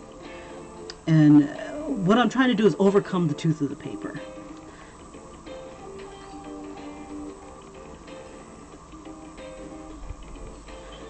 And then eventually I start moving on to using the marker. Like I'm almost ready to use the marker in this area. And where's my black? There's my black. Yeah, this is like pretty dark in this area. So I'm going to go ahead and give that to her. You don't really want to put too much detail around the eyes until you're absolutely positively sure that you're not going to add too much of anything else on there. Because once you start adding your details and whatnot, your stuff will start to merge and disappear, and it'll just merge on into whatever it is that you're working on, and you got to re-add it again. And in the meantime, you've got this big smudge. So, okay. But yeah, if you ever get a chance, use Bristol paper and coat it with baby oil and go for broke on that bad boy. Let's see. Try to keep your tip free of these little dust, because the dust will get in and it might put a dot in where you don't want it to be. Okay, so right now this is really light. I'm going to darken it up a little bit with either brown or the purple, and I'll do that really lightly because it's light, but it's not that light. And then it also gets dark. So like if you're putting it on and it doesn't seem to get darker, you can heat it up, and that'll help you with the getting that little darkness in there. I start to see a little bit of things like there's like a little bit of white up in here. I'll melt some white and I'll put that on in there and kind of shape it into the shape that I want. I just want to kind of start smoothing it out now. I've got a lot of the crayon on here. Now I also tried doing crayon on this mixed media paper, and I'll show you what happened with that. I mean, it's not bad, you know, but it's like, yeah, it works better with Bristol because Bristol's smooth. It has very little tooth, and you can really get away with murder on that bad boy.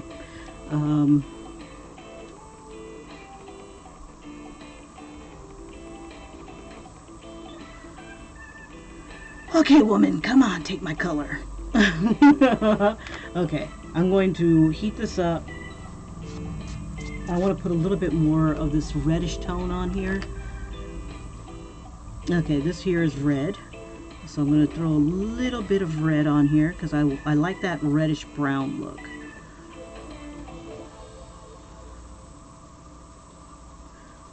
And I'm just really lightly adding this. And then I'll add a little bit more apricot, just a smidge.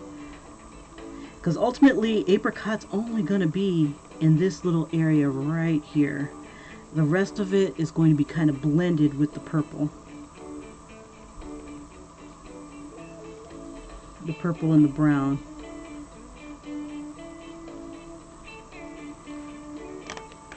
Okay. Alrighty. So you gotta keep my blending stub ready. Okay. So I'm going to heat this up for about 10 seconds. That might be too long.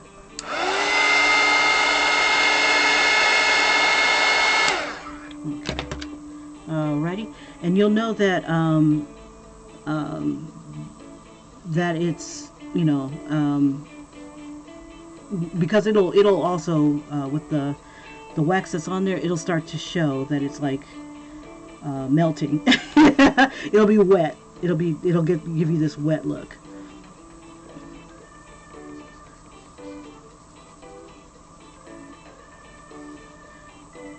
Now you also find that some of it will look like it's coming off, or it's not doing what you want it to do. If you start to feel like you're taking more off than you're putting on, wipe off your stub, or switch stubs with another one, or use the what is it called? The sandpaper block, or just sandpaper. And if you need to add another color on top, just go ahead and you can melt that color right onto what you've got here. Let me add a little bit more tone here.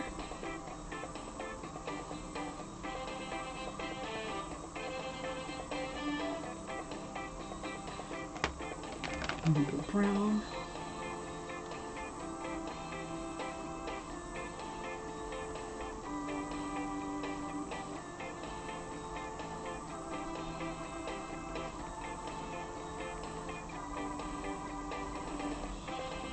Now, if you also want to get more of a smoother tone, you can also use a clean stub and heat it up, let it cool a little bit, just a little bit, and then you can start moving it.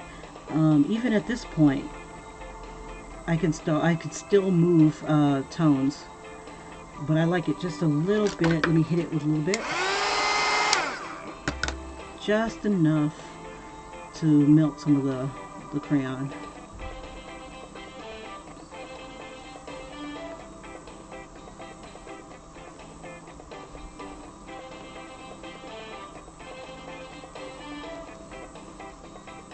Yeah, I did start us off with the hardest one. Now, if you happen to get other places that you didn't mean to hit, like, oh, I didn't mean to hit that, oh, I didn't need to hit that, it's okay. Let it go ahead and dry or cool, and it'll be okay. It'll just melt it kind of a little bit more into the paper, and it's not going to hurt anything.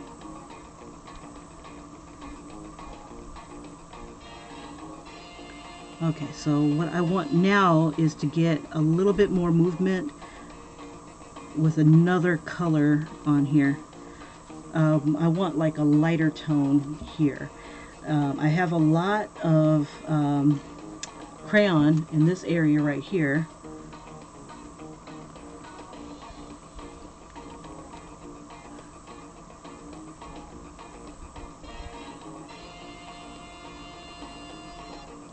It's like, can you get any darker? Maybe. Just getting it on there. Now it looks like I'm taking more off. It's like some areas are keeping it, some areas are not. So if that happens a couple times, just stop what you're doing, heat it up.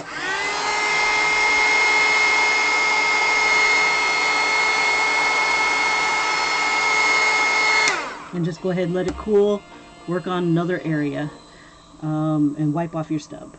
If you want to smooth out your area, you can get another stub that's cleaner and just like keep it in the same, like going in the same, stroke it in the same area, same direction, and that will smooth it out. You just got to keep it going in the same direction. Okay, this is brown too. Let me just bring some of that in.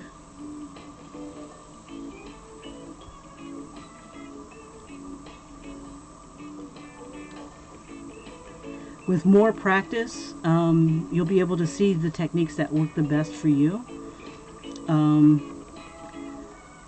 Definitely use Bristol. It's kinder and gentler than this mixed media on a lot of things.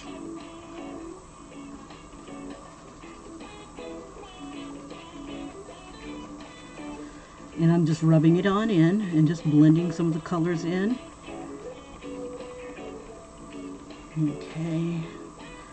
And I'm gonna lightly touch and blend some of these tones in.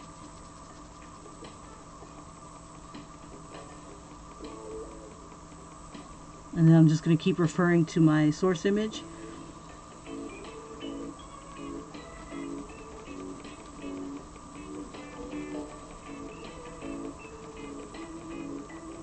Yeah, next one I'll probably do it with a lighter skin tone where it's not so difficult to,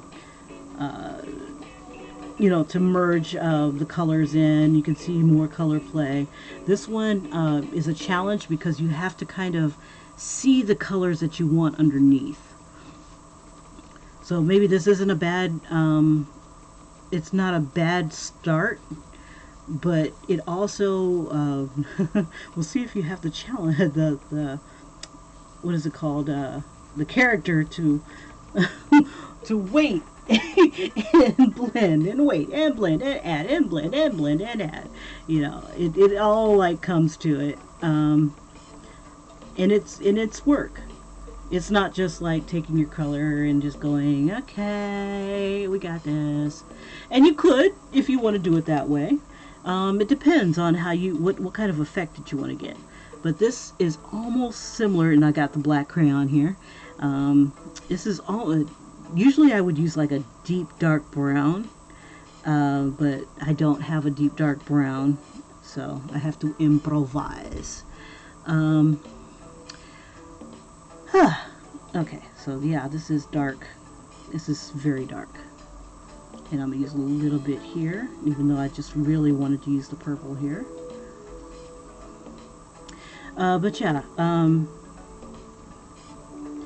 lighter skin tones are a little easier because you don't have as much of this color happening, this blending. And this comes from the lack of having a lot more colors to work with. You're pretty much just working with the colors that are on hand, and I don't have a mahogany. It'd be nice if there was a little mahogany in this. I think mahogany is like a little bit of brown, a little bit of red. Yeah, this set is not as good as the one I had for the colored pencils. I won't badmouth you. I'm so sorry. I don't want to upset the heart of the crayon.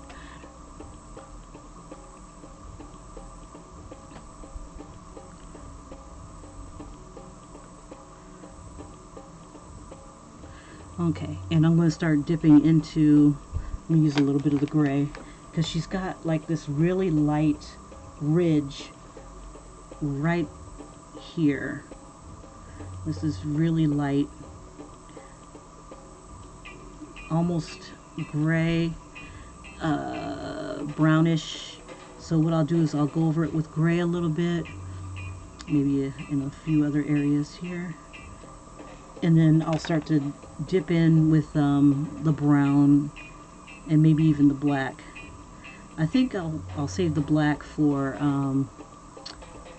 what is it called, when I get ready to do the marker. Let's see, I think I want to add, I still want to add that gray color here. Okay, here's one of the things that I wanted to do is melt a little bit of the gray in here, and then just kind of have that be a highlight about right here. So what I do is I hit it for a few seconds, just till I see that it's kind of like got this wet look to it, and then I'm going to lightly color. You have the option of either doing it, aiming the heat towards the paper itself, or doing it away from the paper. If you do it away from the paper, it won't hurt anything. It's just that it'll be this color on top of that color, and that's not a bad thing either. If you don't see enough of it, just heat it up.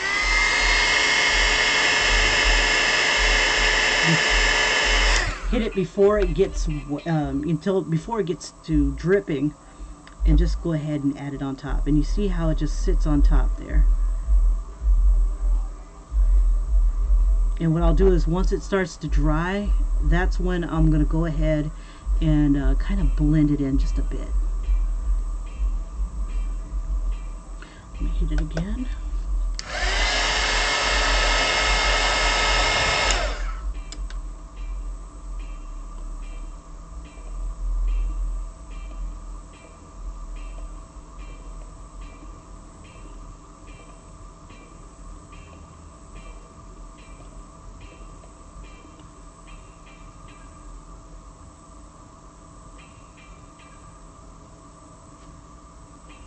Okay, and I'll probably put a little bit right here.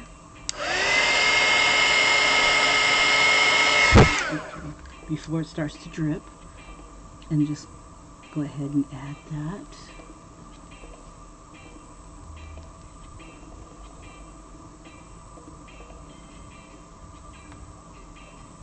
Okay, I'm gonna wipe off my stub a little bit, let that dry just a smidge. Or cool. Let's see. There we go. I don't want to lose that ashy color to this. Just kind of blend it in with the brown.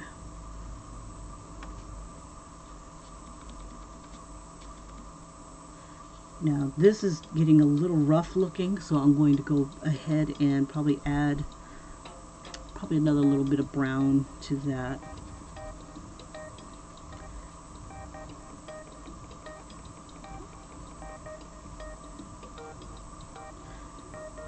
I'm just going to put a little bit of brown on top of that, or I'll just, let me see if I can heat it up a bit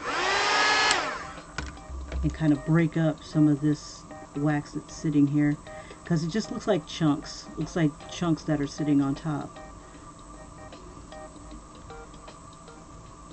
And if I go in the same direction, take those chunks to another direction. There we go. Oops, oops, oops. There we go. Just got to blend them together. Okay. And this ashy tone seems to be about like right up in this area and then right here. And I'm just gently rubbing it in. Just kind of blends it in a little bit. I might want to add more to it. And I'll just rub this one in. This one's really cooled down. I might even, yeah, I'm going to have to probably hit this. It's cooled down too fast. There we go. I'll just work it in. Ooh, hotness. Okay. And I'll just keep going. Blend, blend, blend, blend, blend, blend, blend. Didn't need to do that. Oh, I got too much in here. That's okay. Blend it in, blend it in. Make it work. Okay. Alright. So I'm going to work on the nose a little bit. I'm probably add a little bit more brown here. See if it'll take it. Fill in some of those gaps.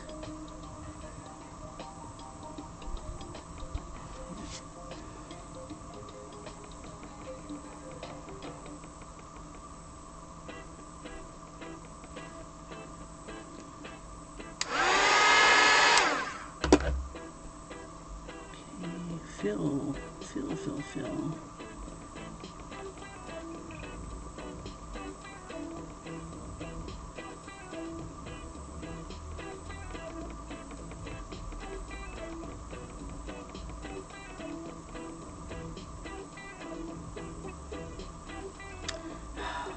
Let's see.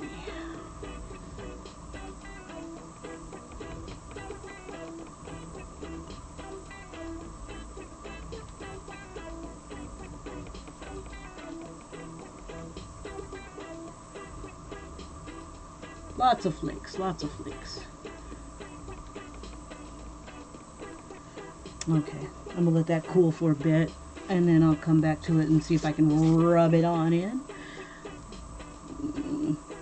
Sometimes I like to hit it, put some on, let it cool, come back to it. Hit it, put some on. Yeah, because it looks like it's taking it off again. It's annoying when that happens.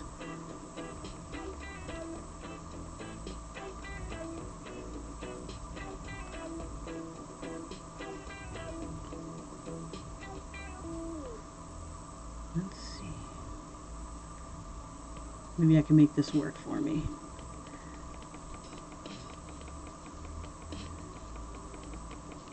Let's see, and I'm just pressing a little harder. That seems to work a little bit. Okay, I'm going to try to rub it in very gently. Ooh. Look at here, woman. Take my color. Okay, I'm going to let that cool because it's getting on my nerves. Yeah, it's like you add some and then it like wants to move somewhere else. It's fun. There are times when I came across that in the coloring books too, where it felt like I was putting more on than taking it off. or vice versa, taking it off more than I was putting it on. So I'm going to let that part cool. I'm going to probably layer it with a little bit more of this and probably a little bit more of the red, and then I'll come back to it and play with it a little bit more. It's just not happy with me. It's not happy. Not happy at all. Let me see if I can get it to smooth. Yes, smooth, darling, smooth.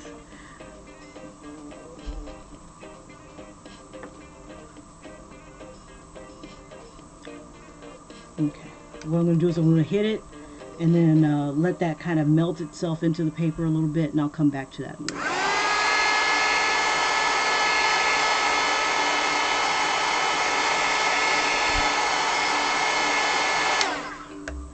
It's like it was obeying up here, but down here, not so much.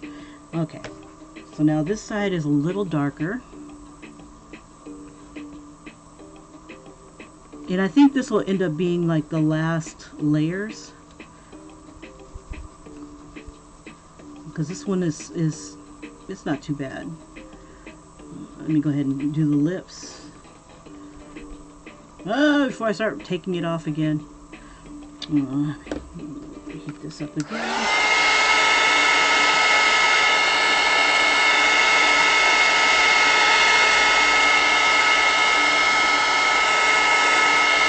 Okay. Play with it a little bit down here.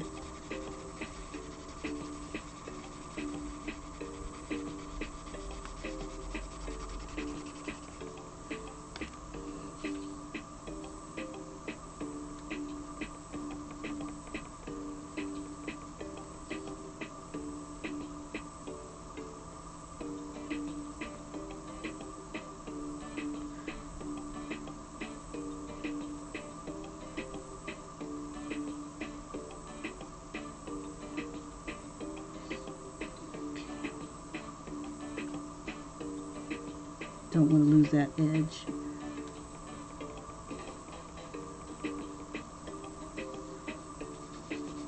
It's just to remind me to color in the rest.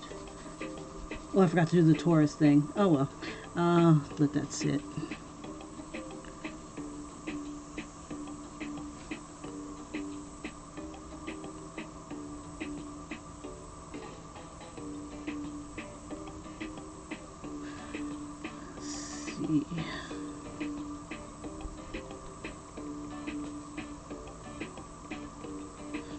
Okay, let's see. So if we happen to have lost a highlight, say I colored in this nose here just a little bit too much,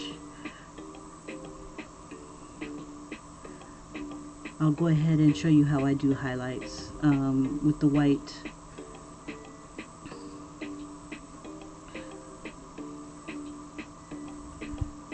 Kind of like how I did the gray here. Do the same thing probably around this edge here.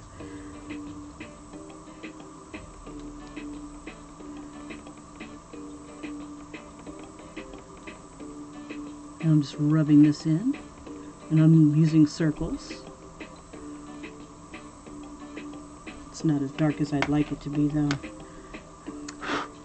Okay, let me do a little bit of purple.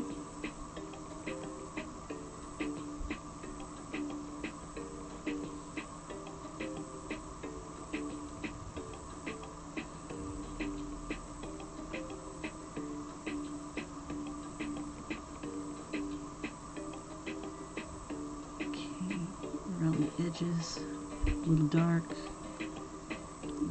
here. It's a little dark here.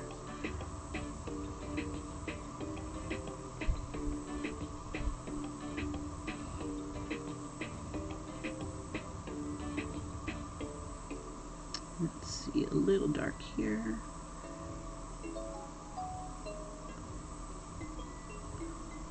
I'm going to take some liberties because she doesn't have any makeup on or anything like that. Just want to add a little bit more color in her face.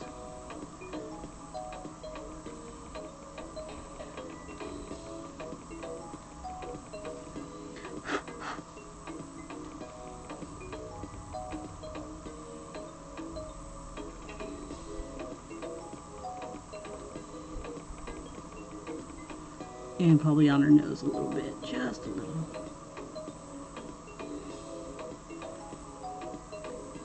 Her nose is like a lighter shade of brown because it's hitting the light. And I think I'm going to use a little bit of this red here just to kind of bring that out a bit. There we go.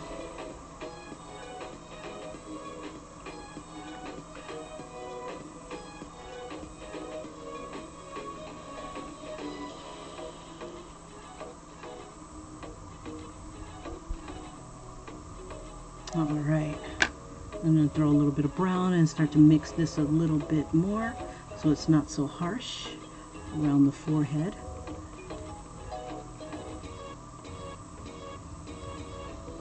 A little bit of red, what is this called? Red violet.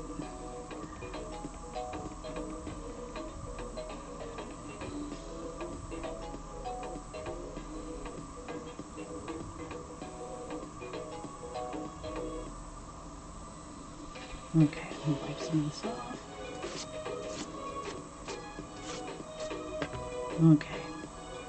All right. I'm gonna mix a little bit of this apricot in with what I've currently got here.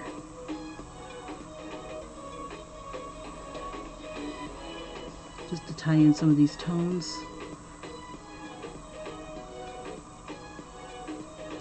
Okay, and I'll use more brown.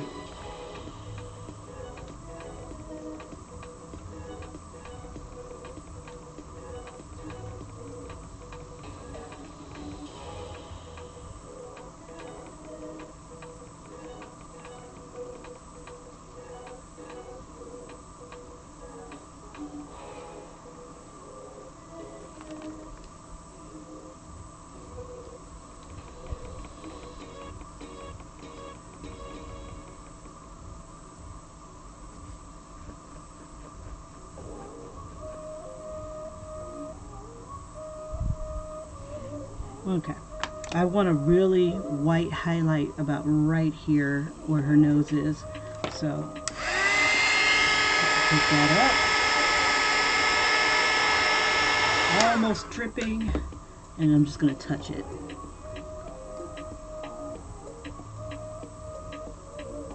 Rub it in.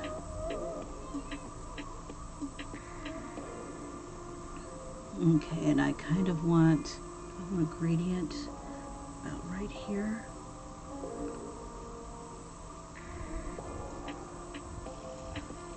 A little bit of a gradient here. Let's see. Kind of losing her nose here, so I got to build that back up.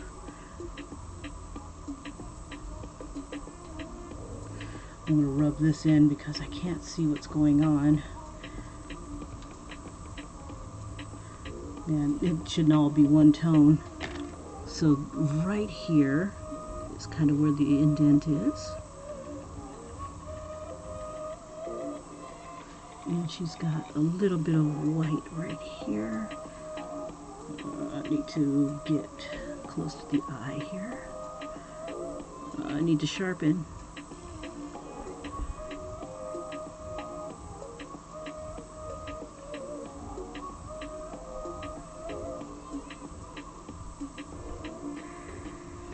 Okay.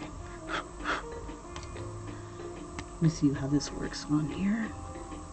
This is the Sharpie pen. I just happened to come across this at my grocery store, Winn-Dixie, and just felt froggy about trying it. It kind of sucks. No, it's not so bad. I'm going to use the brush pen. Before I start throwing the eyelashes on, I'm going to add the line.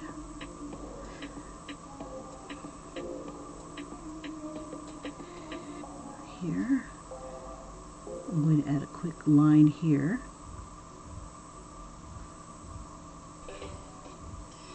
Now that I'm doing this, I won't really be able to add any other crayon to these areas. I shouldn't because it'll dull the pen. So what I'll end up using is maybe one of my markers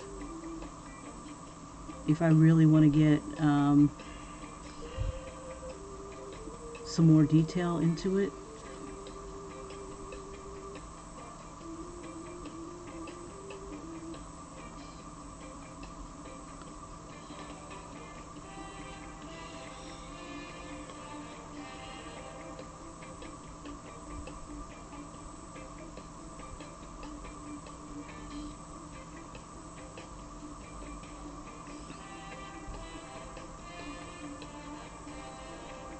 Yeah, you definitely need patience when you're working with the crayon, especially if you're working doing the darker skin tones. Woof, definitely need some patience. Lighter skin tones, not so much. I'll probably take one of my other images and show you what I mean by that.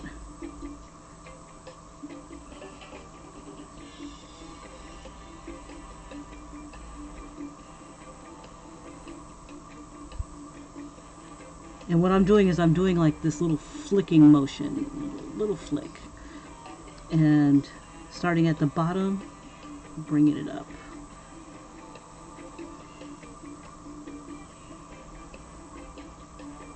Yeah, I'm kind of making her a little bit more effeminate than the picture itself. Now I still want to come back in here and I kind of want to smooth it out, maybe add a little bit more of this reddish violet right here, just to give her some cheeks. I think that might help a bit. Make her pretty, make her really pretty.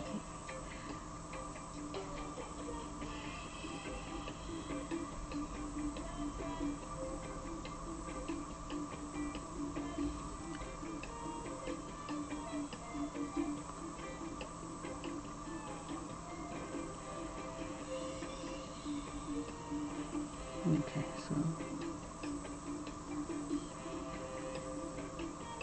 I never did try to see what it would look like if I outlined it first and then came back over it with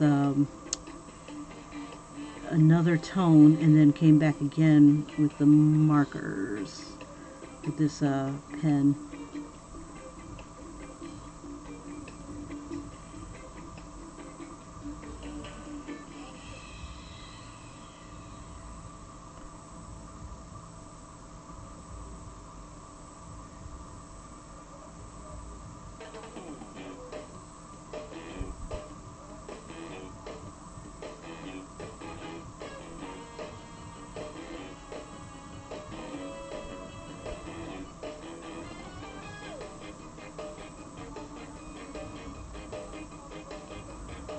And I think I want to give her eyelashes going down.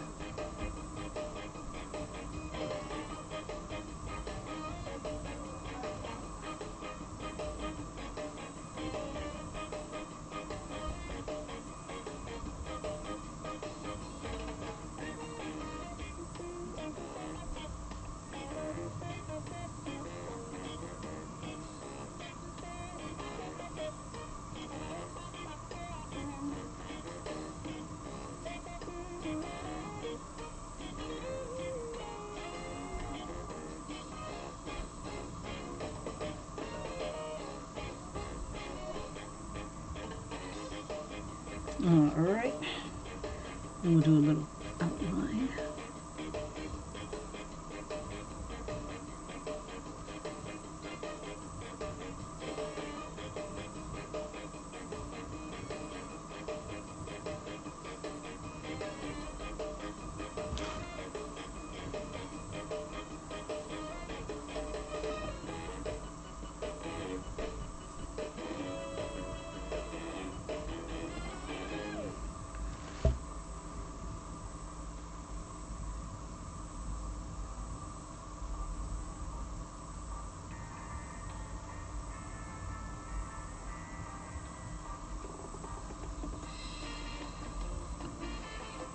put those baby hairs on in there.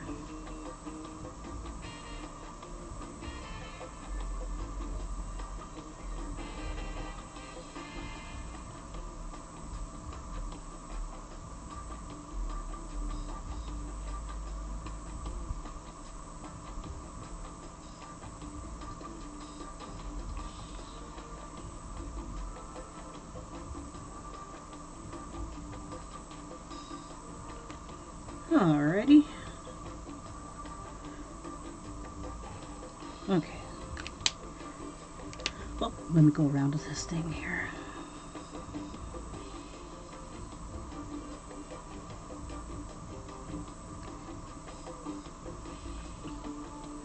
Another thing that takes patience is this pen. I keep wanting to like go really fast, and I'm like, I can't. Gotta slow down.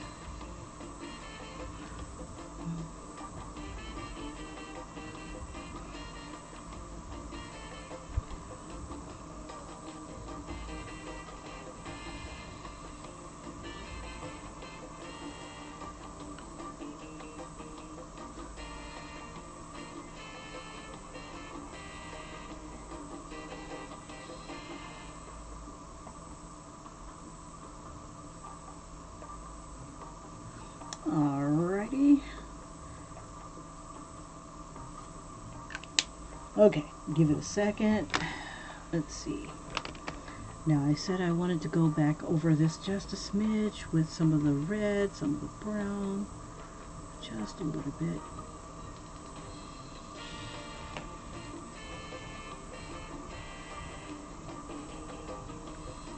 I'm going to warm this up a bit.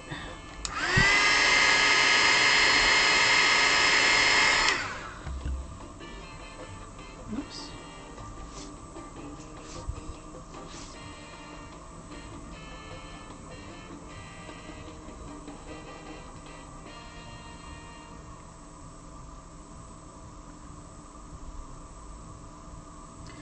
And now I can go over a lot of these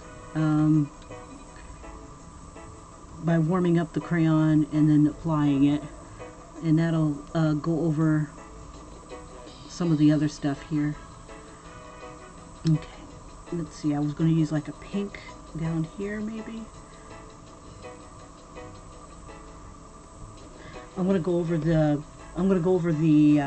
pen to make sure it's dried.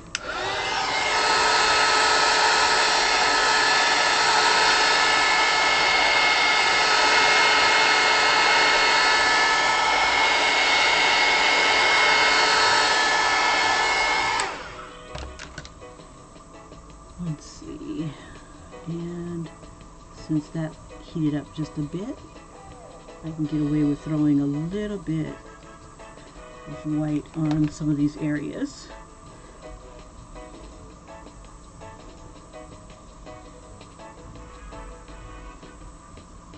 So like if you wanted to get kind of like a gradient action going,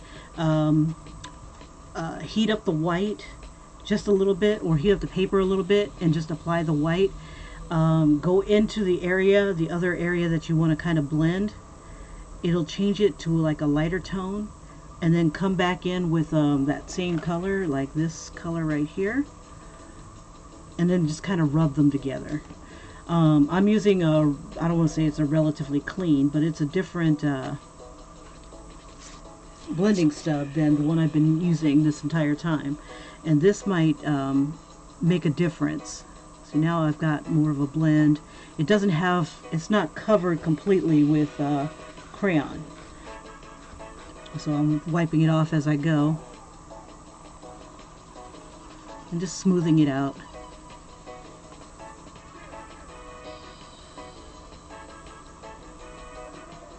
Smooth, smooth, smooth. Blend, blend, blend. Smooth, smooth, smooth.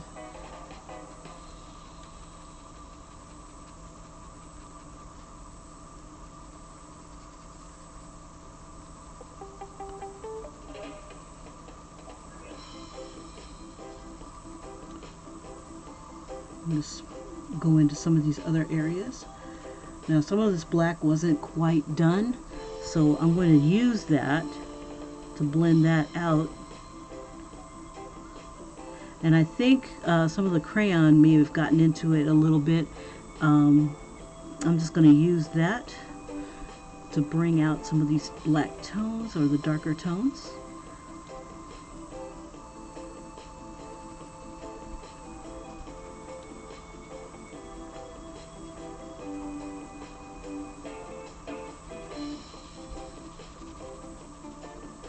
And I'll just use a different side here.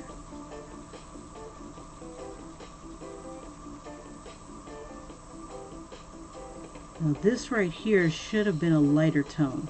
So what I'm going to do is either, I think I'm going to use like the, let's see, I want to use the other one that's kind of worn down already. There it is. Okay, this time I'm going to use apricot. No, peach. This is peach. I'm going to, not going to do anything. I'm going to tear this paper off.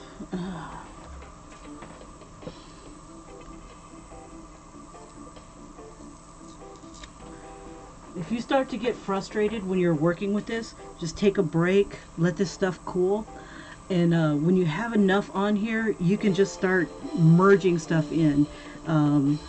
Melting crayon, and then you can also start blending. I mean really blending.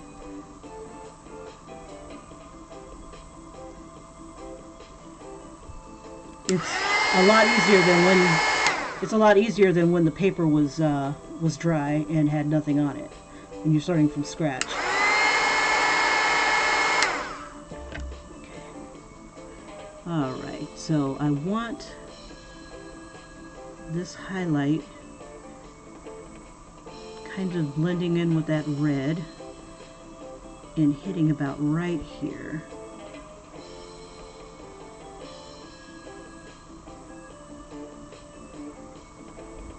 And I'm going to heat up a little bit more of that red, red violet, if I can get to it. What did I do with my red violet? There it is. No, this is red. Okay,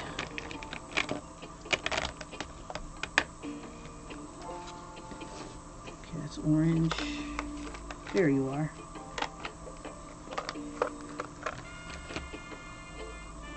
Let's see, I'll use a little bit of this pink. Let's try the pink here.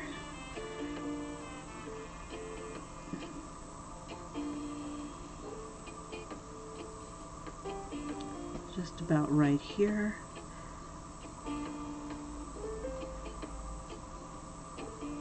And then her lips get very dark, about right here around the edges.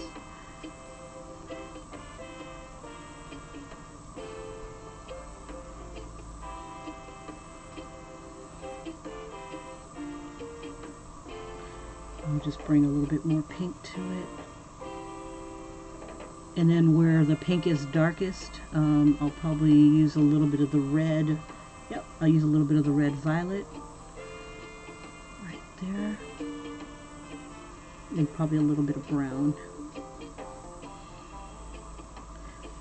Okay, so we'll throw some brown on the top.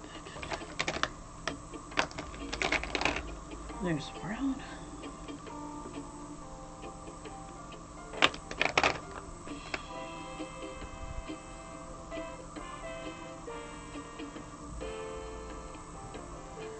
And just come down a little bit. Let's see, I'll have it come down a little bit to pink. Just the very edges on the bottom, right here. Hi, Anna. Oh, well, thank you, Anna. I shall keep pushing on. Tally-ho! Okay, and then this will be a little bit of the gray. Oh, yeah. You want to use gray on your teeth because if they're not, it's in shadow, kind of, sort of. That's the reason for it. And let me just go ahead and keep going.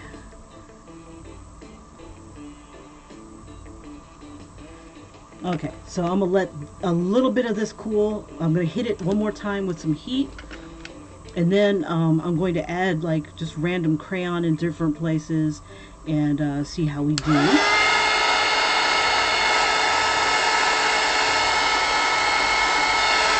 And that's just gonna have it sink into the paper. I'm not so worried about the rest of the body, so I'll just go ahead and whip that out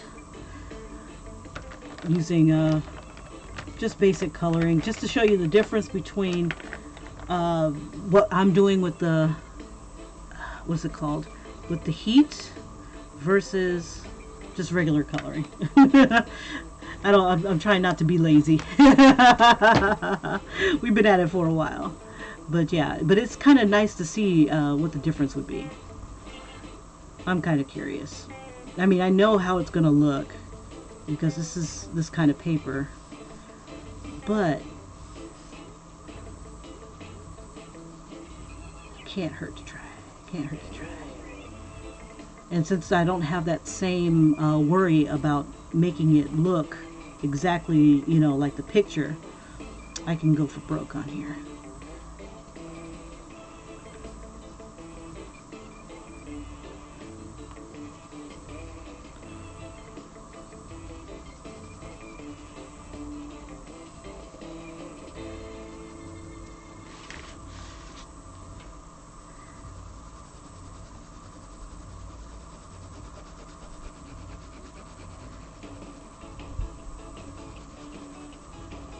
Actually, I actually want to try something a little different.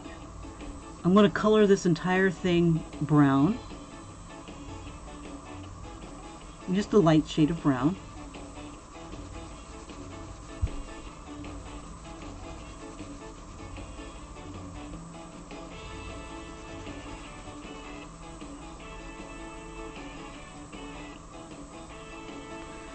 And make it darker here, lighter there, and just like, oops, the board underneath is starting to show itself.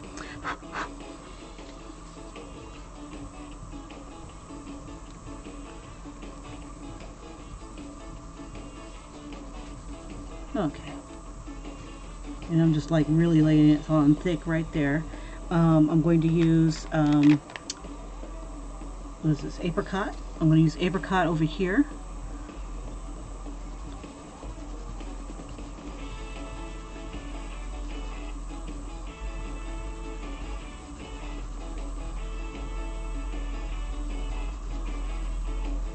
And I'm going to come into this brown right here.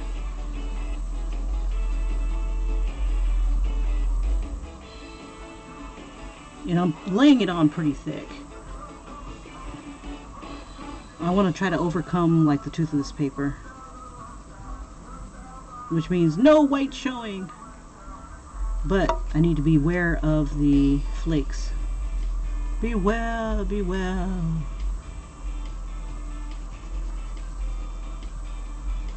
Okay, and then I'm going to go over it, some of the peach here, or apricot,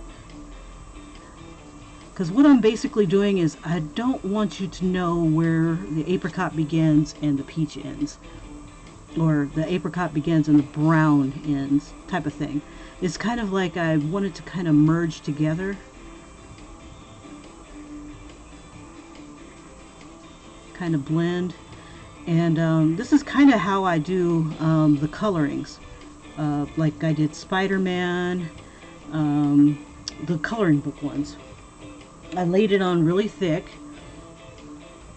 and then I heated it up and rubbed them all together.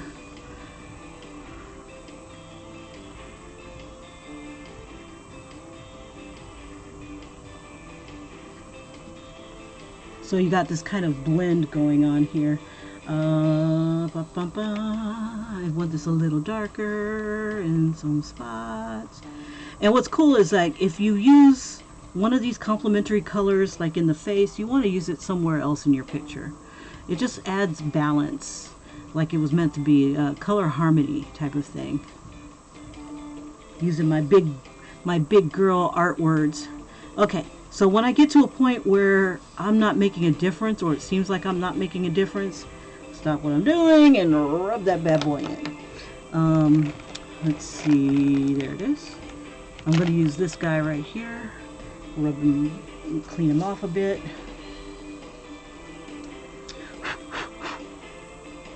And let's go ahead and hit him. Oh, first, let's get some of the flakes off. Okay. And that's how I expect crayons to look, like crap.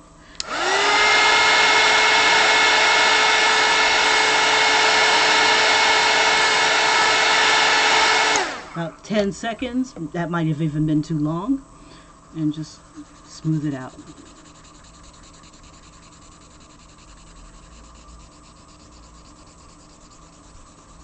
And this kind of gives it a texture.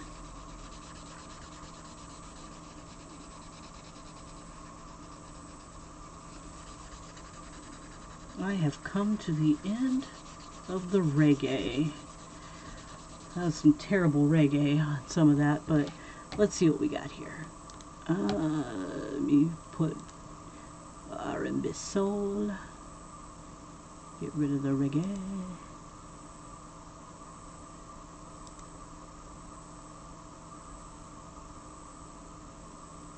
Oops. There we go.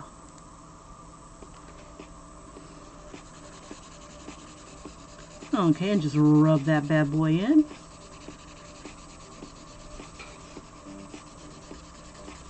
And then I just do one more pass with it. That almost looks better than the rest of it. Oh, tragedy, tragedy.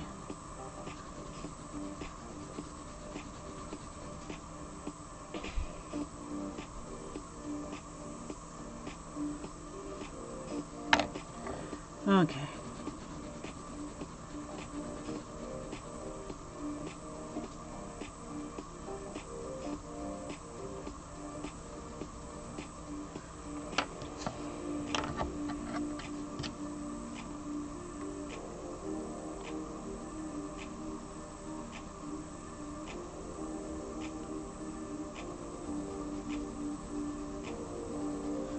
Yeah, there's something to just throwing it on there and then heating it up. Just have to have just enough crayon on it in order to make that happen. And to make it kind of seamless, you just overlap the two colors, or three. I'm going to add some of the purple down here.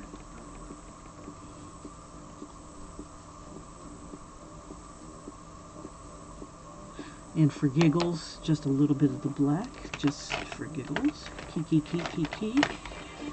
Add that on here.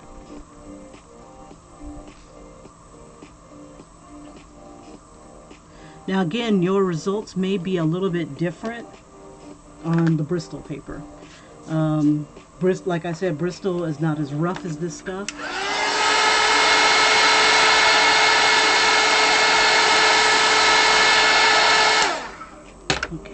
Alright, give it a few seconds to kind of settle, and we'll start from light to dark.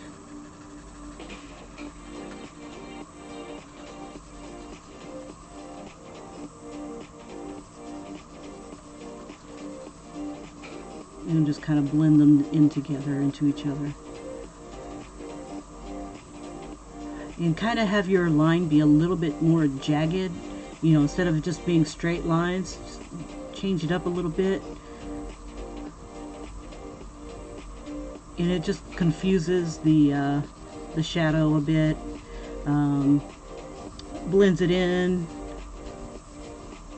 Yada, yada, yada.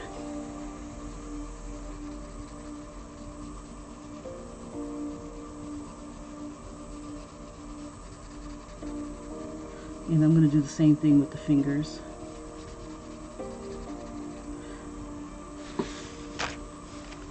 And I'll go over with Wallace's doing its thing. I'm going to go ahead and outline this part.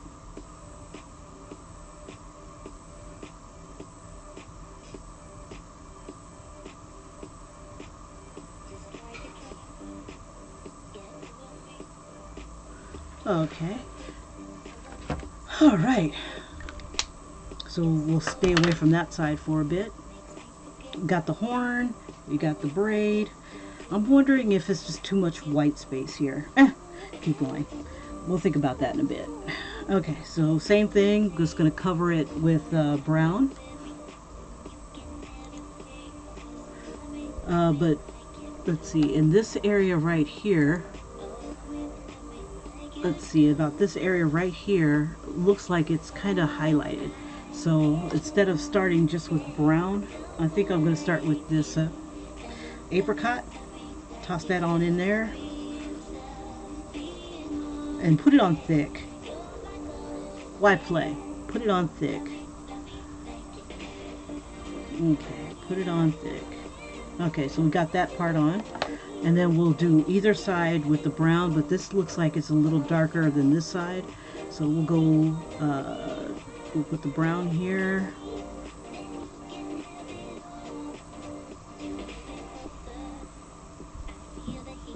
And we'll overlap some of that apricot. Let's see, this is not going to be as big, so like about right here.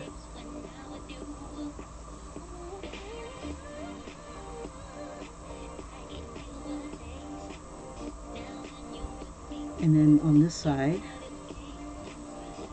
just go ahead and toss that on in there. Now I only outlined it because crayon is so rough and blunt that it's dang near impossible to get you know, some really sharp points on it. It's very soft. And then I'm going to go over it with the apricot. It changes the color just a smidge in certain areas. Like it'll lighten this very edge. Oh, gotta move the board. Okay, get rid of the little thingamabobs here. And those actually aren't a bad accent to have on the paper.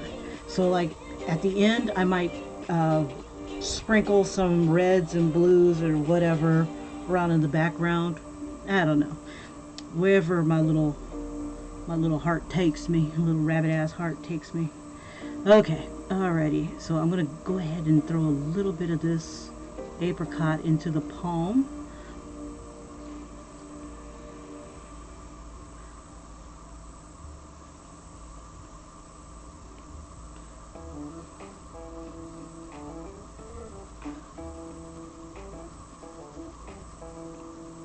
Just a little bit. This is all that. This is a little bit here, and I'm just putting it on pretty thick.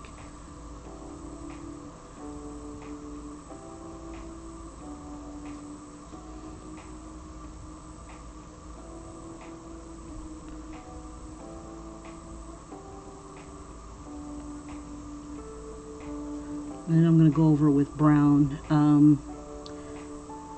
I did not bring out my colored pencils. I found that colored pencils will kind of scratch the crayon off because they're so dry, or at least the Crayola color pencils are. So I don't recommend using them together so much. If you do use them together, use one first, like the colored pencils first, and then come back over with the crayon. That way one doesn't scratch off the other. And I can just bring that back in. But yeah, ugly stage. And then onto the prettier, more refined stage. Oops. There we go. Okay, so it's a little darker. Oops, it's already obscured by the horn. Not a problem. And then I want to color in this right here. I want to make sure that's nice and dark as well, because it's sitting behind the head or on the side of the head, usually away from light. And then we can get creative and add different colors in their tone, their skin tone, and things like that. So while some of this is already like kind of dry or cooled off rather, I can get away with adding a little bit to this. And it looks like the marker is, or the pen rather, is dry. So goody. It seems to work pretty well on top of crayon. So yay, good to know.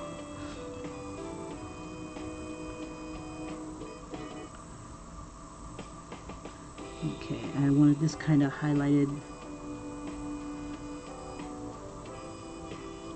Just keep a little bit of that purple.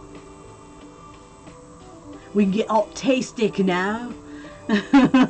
or autistic, however you want to go. Okay, so now just a little bit more brown, and then we start pummeling this bad boy with heat.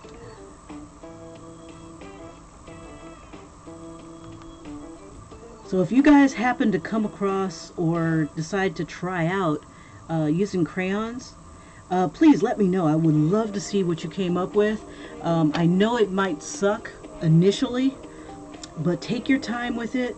You'll go through an ugly stage, I guarantee you. But when you start to blend these guys together, oh my goodness, the magic you can make.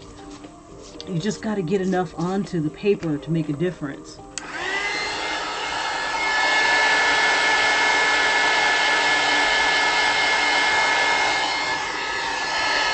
Okay, and just hit it for a few seconds. You don't have to do it long. You can even layer it just as is, just heat it up and even start blending it that way.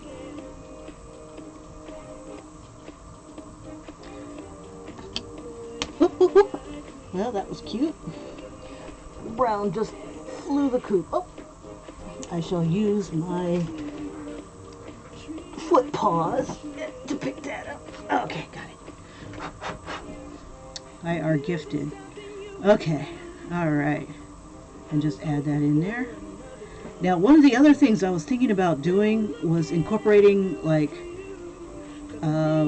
people in with like graffiti. I know it's not a new concept, but I've never done it before. I've seen graffiti work, you know, out in my natural habitat, and it's gorgeous. I love how graffiti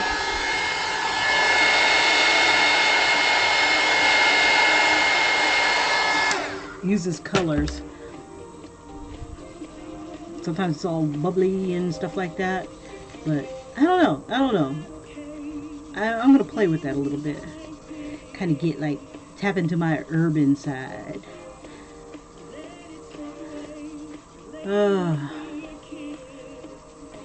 My untapped urban side. But yeah, I've been watching YouTube videos and learning their techniques, how a newbie should learn how to do it or something like that, and they're pretty interesting. One artist that I like to watch is Sam Coldwell, Colwell. Her art's awesome, and it kind of inspired me to look at other people's stuff. I was looking at one of her playlists, and somebody was like, and I can barely read graffiti, but I was watching this one guy do it, and I'm like, look at all these. He just did some like abstract lines. It just didn't look right and stuff. And then he started adding other colors to it, and then it started to come to shape. And some of the random lines that he created were shadowed. And then he did the other work on top, and I'm like, oh my gosh, that is gorgeous. I must emulate. I must do that. I must try that. Not in real life, but you know, like on my artwork or something. Just to add something different to the background, maybe to give it a little something something. I don't know. Alright. And I'm just going to blend these guys in together so you don't really know where one begins and the other ends. And I'm going to hit that with another thing of heat.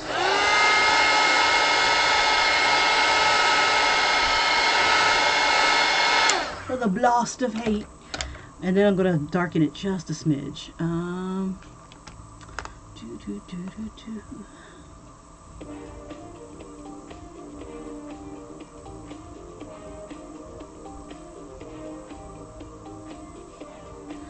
Okay, and instead of purple, no, we'll stick with purple.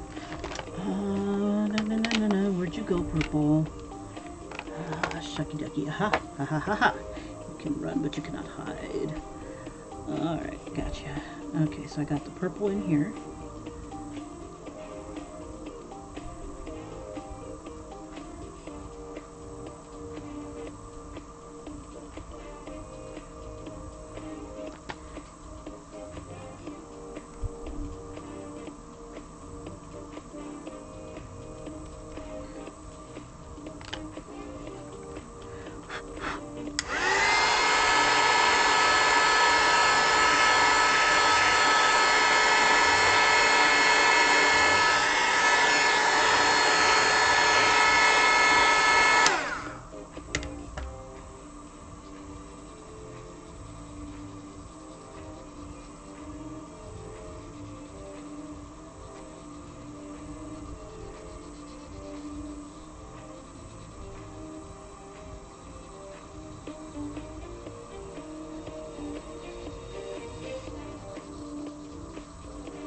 Alrighty.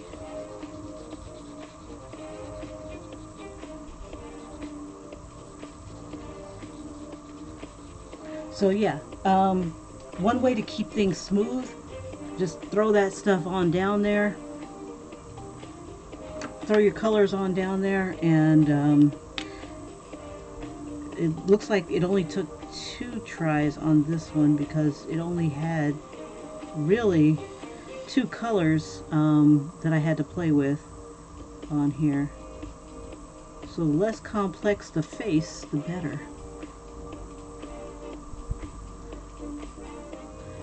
Alright. And now to work on the little fingers. Actually, I'm going to take a break from the hands, and I'm going to see if I can blend in the face just a little bit so it doesn't look so rough. Let's see. Let me clean this off a bit. Okay, so she is kind of dark and purple up here.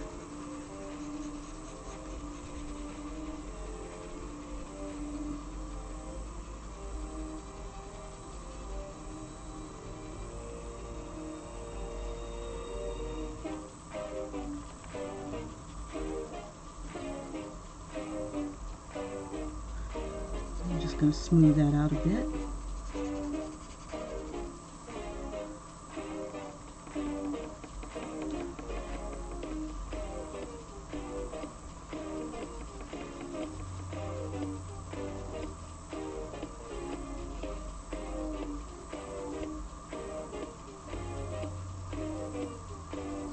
I'm going to bring this in, tighten a little bit more so it doesn't look so out of place.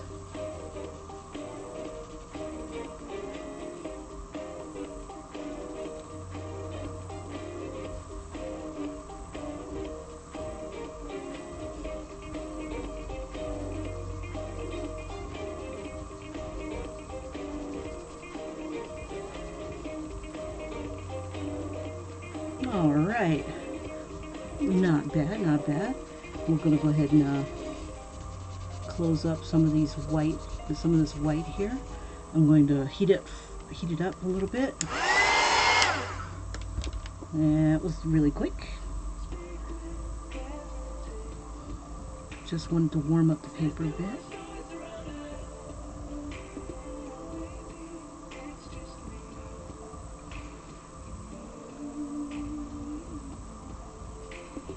Okay.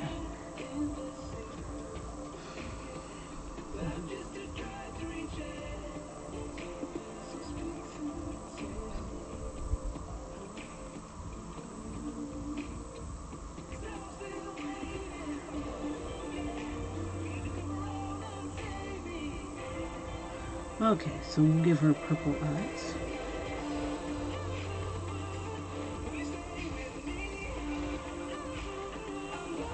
Let's see, and we'll put a little bit of blue into it.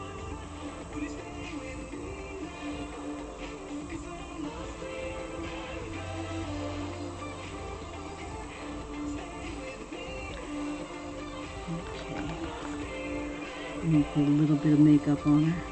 Since we are a mythical creature, we're going to look the part.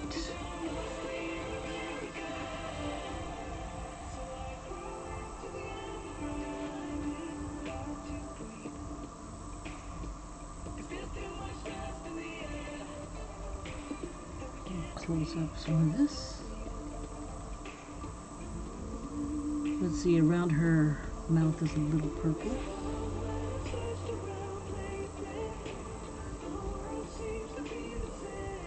What's cool is that everything's so smooth now as it's going on.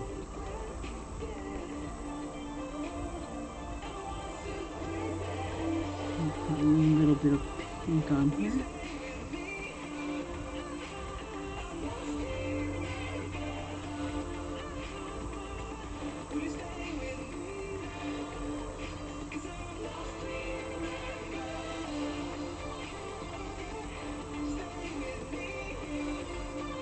Okay, let's see, and around the nose. This is dark. This is slightly dark.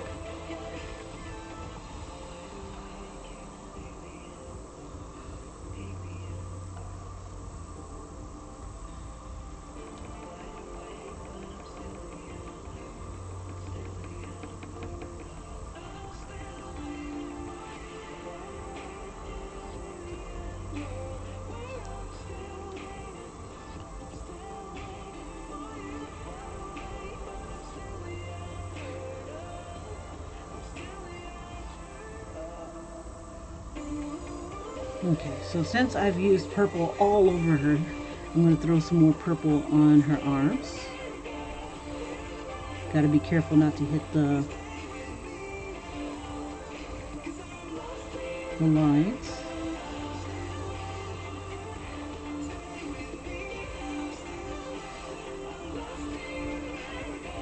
Only because I put purple here, I want to put purple here. Same thing with here. I'm going to throw a little bit here.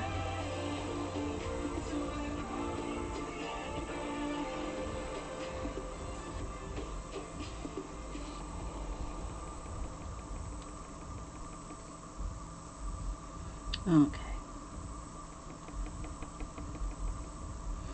All right. Okay, so big. Okay, so I'm going to smooth this out just a little bit more. Let's see.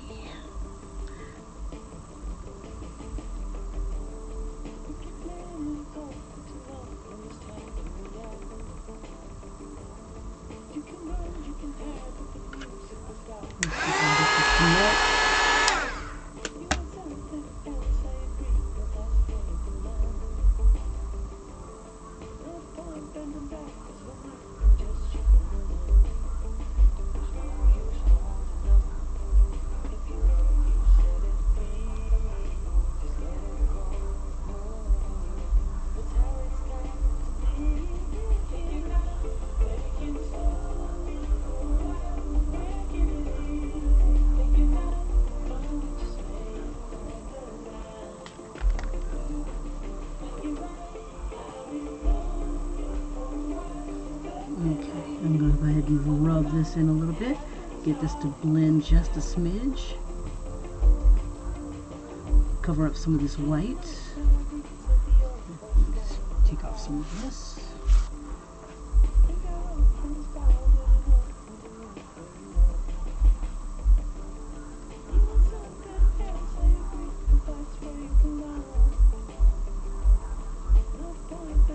Okay, and then I'm going to use a little bit of the gray around inside the eye.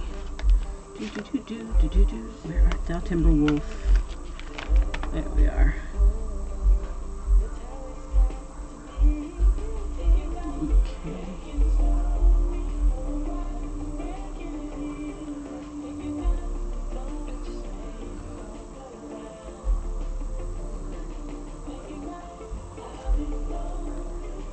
All right.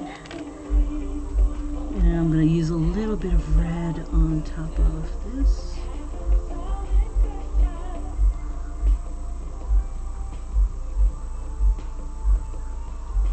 Maybe just a hint here. And then just rub it in.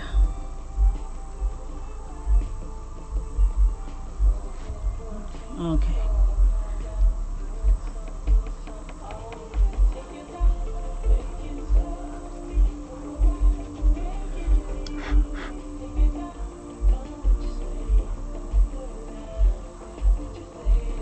I'm going to go ahead and hit her lip.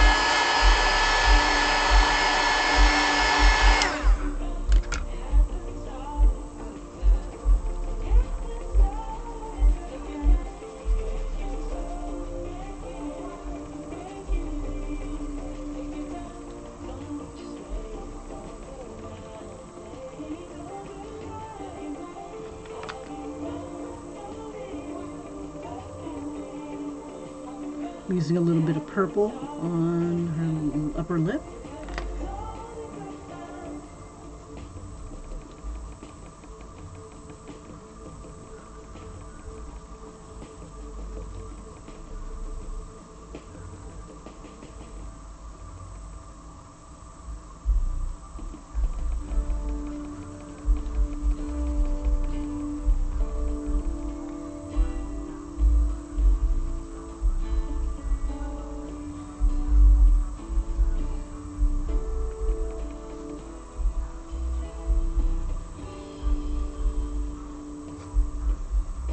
Okay, so now all I'm doing is just smoothing out the skin.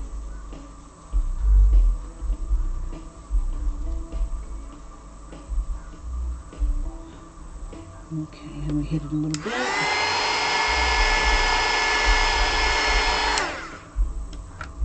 And I'm going to make her teeth a little bit grayer down at the bottom there since it's in deep shadow. And then front teeth just a little bit. I'm going to add a little bit to the tip of the nose. Okay.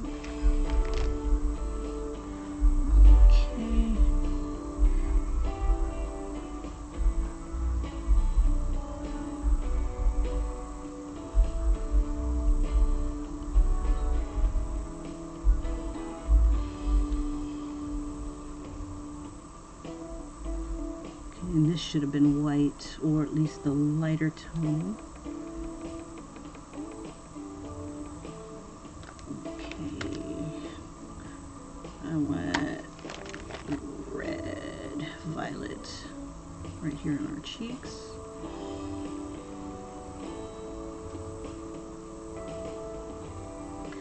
And just a little bit more on this side.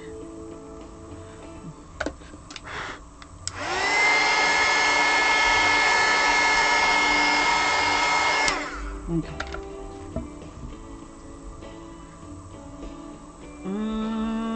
I'm going to do the same thing as I did for the arms down here, and then I'm going to do her braid.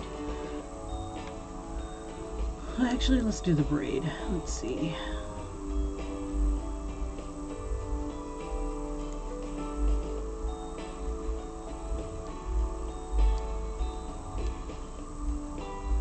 Okay. Let's see, what colors am I using?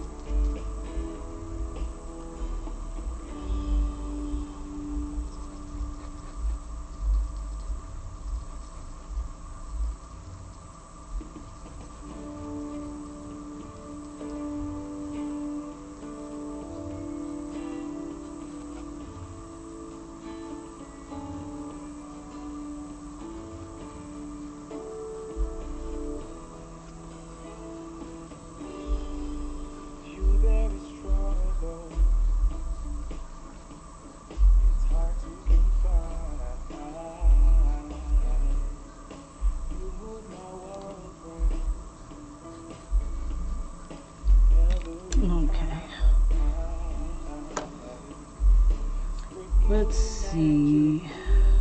We'll do the fingers. Well, actually, let me finish this part right here. La la la la la.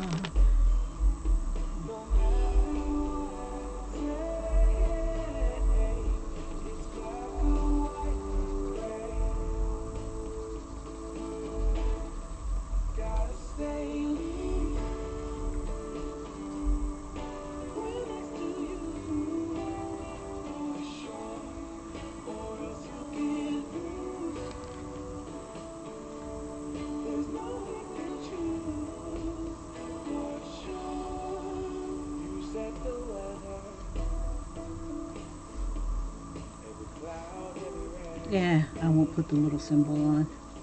I was going to do a little symbol of Taurus or something like that.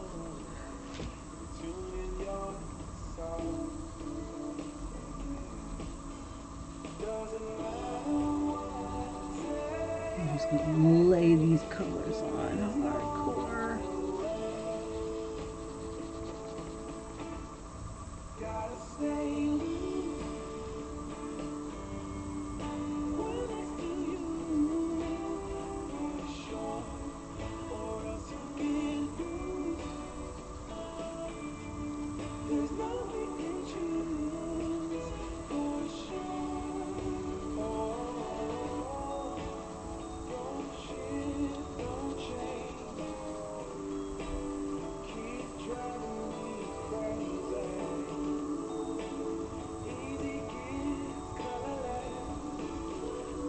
Yeah, basically what I'm doing is just laying it on really thick.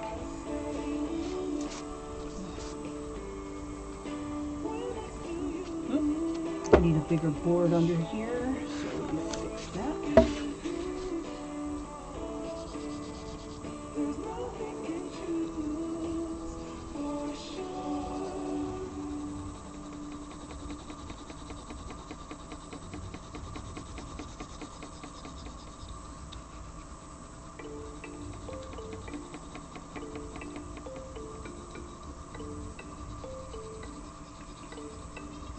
Now I put a board under this. Not only does it give it like a little bit more stability, but it also, sometimes the crayons have a tendency of being greasy on the other side.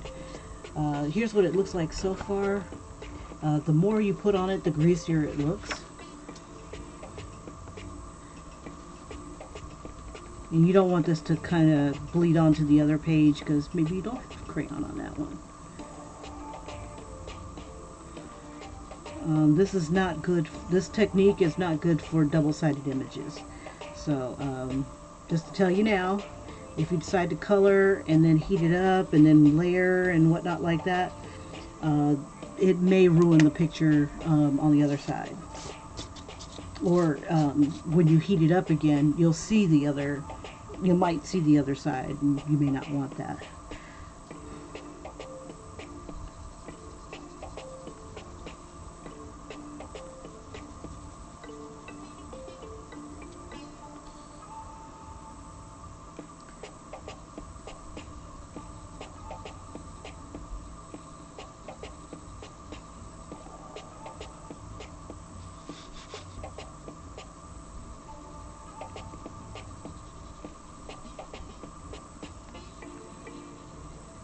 Now, one way that you can get color on pretty fast is by heating the thing first. Heat the paper.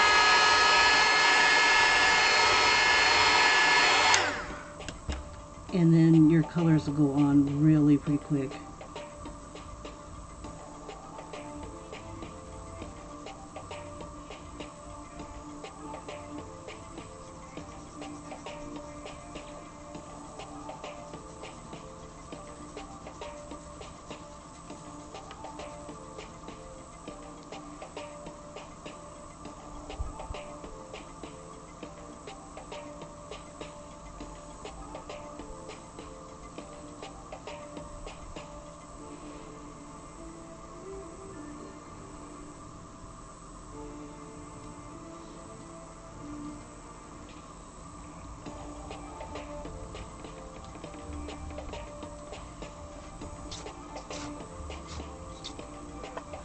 And if you need a lot on at once, just hit the crayon itself.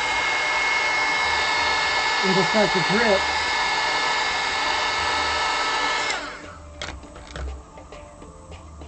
And it'll really come out. I used this technique when I was doing a gradient between black and red for a background, and it works really well. It works really, really well. And then you can always go back with your blending stub and just smooth everything out too.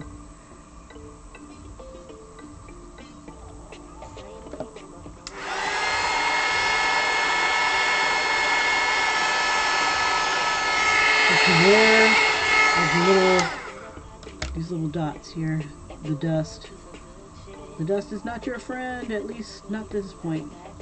It might be good for the background though.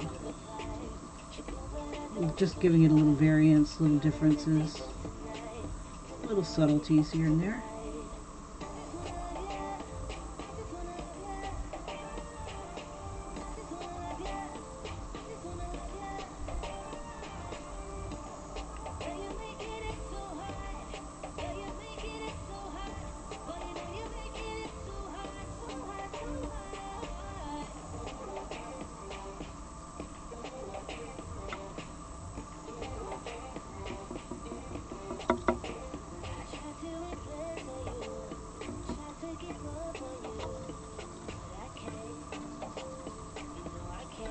And I'm going to mix in some of the other colors that I have, the purple, just to give it a deeper, darker brown.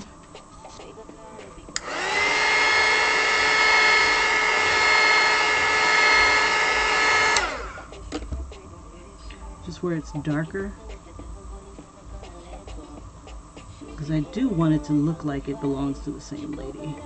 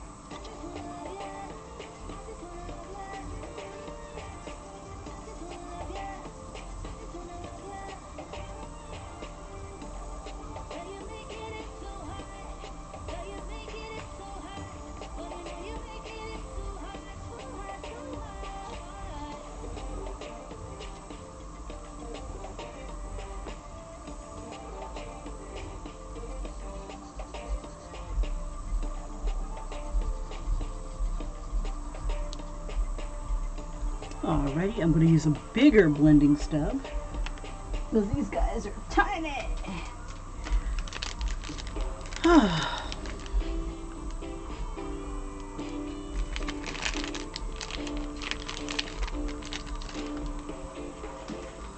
Alright, I'm going to tilt this a little bit. I think I was off camera for a spell.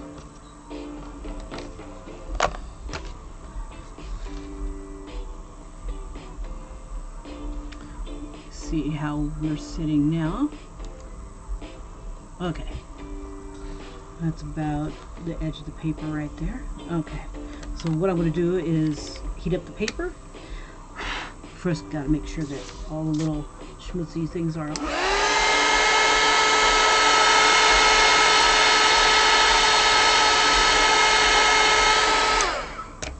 And I'm going to take like little circular motions and rubber dub in.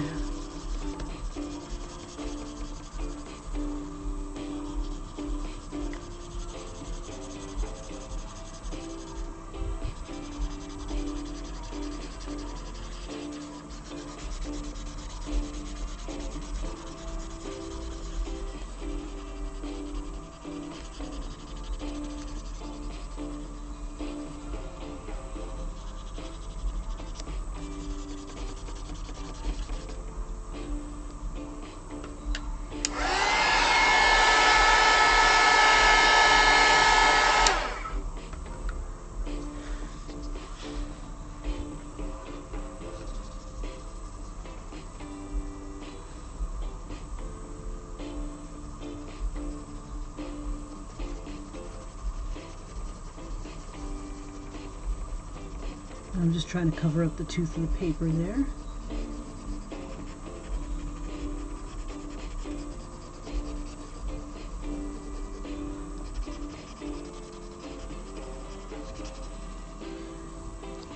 So I didn't have a source image for this part of it, so I'll probably just blend this out with another color and just kind of have it fade away type of thing.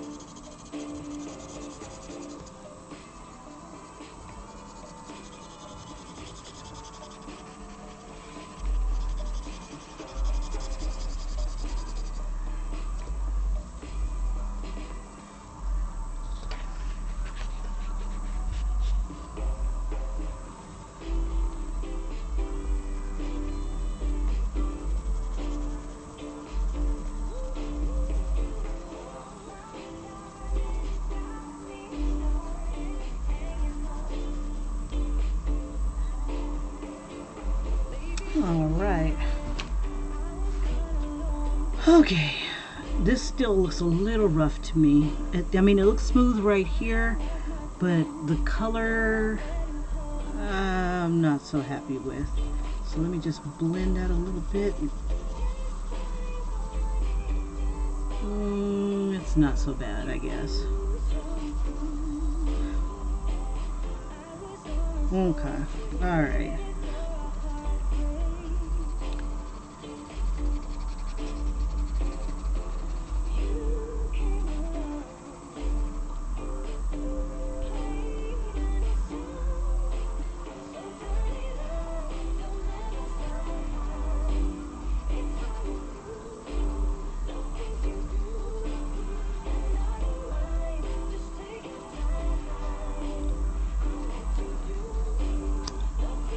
Definitely been a challenge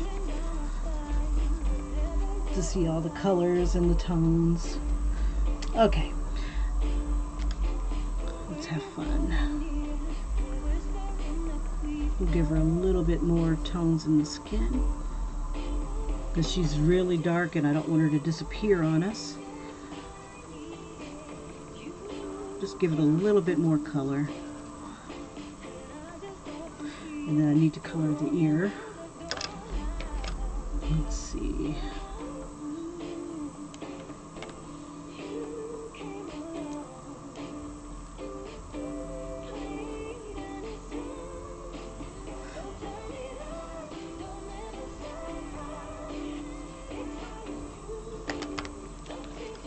Okay, and brown.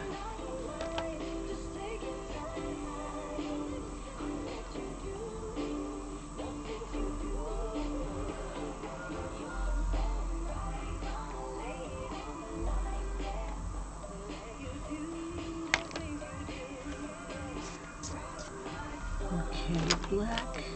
I'm going to use a little bit of black because it is really dark compared to other parts of her skin. Let's see. She's got some highlights in her ear.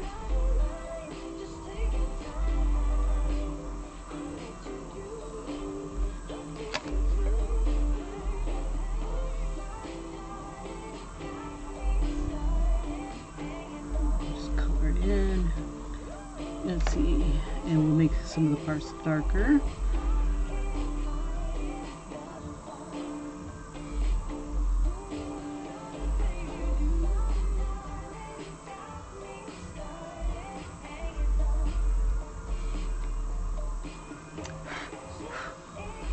All right. I'll just make that a little darker.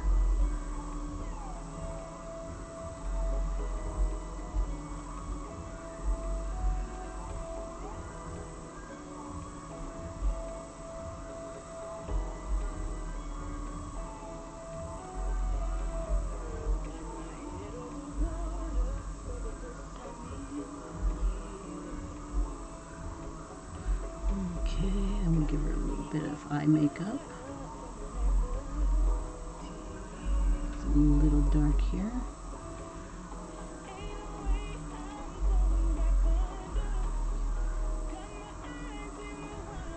All right, let's do this hair, and then we'll play with the fingers, and we'll call it a night. Let's see.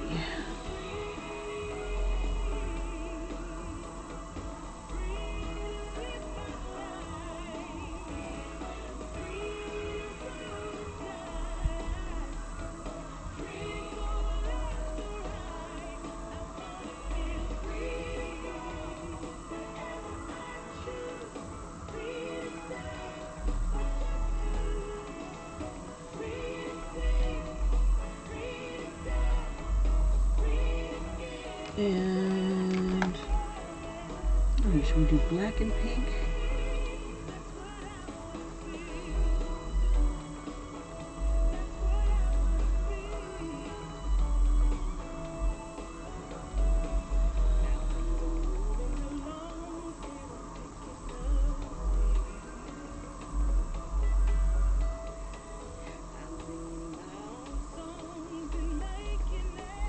We'll have pink be the highlight.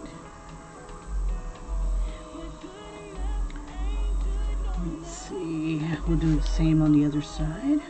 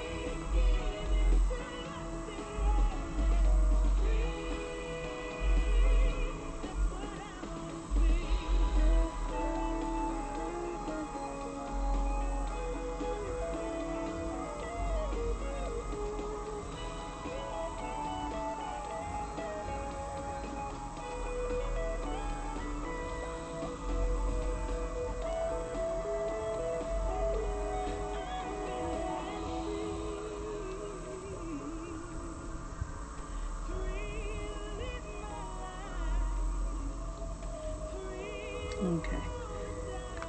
We throw the color on first. Click, click, click, click, click.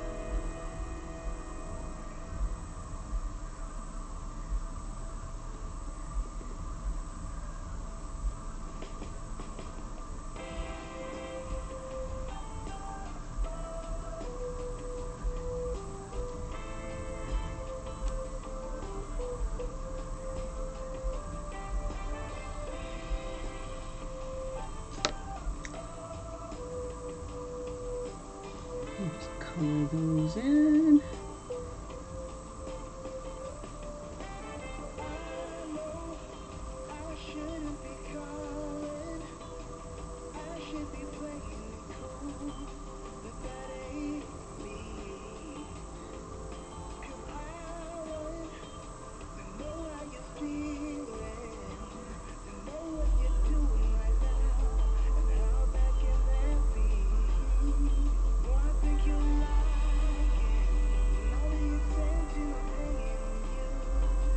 Okay.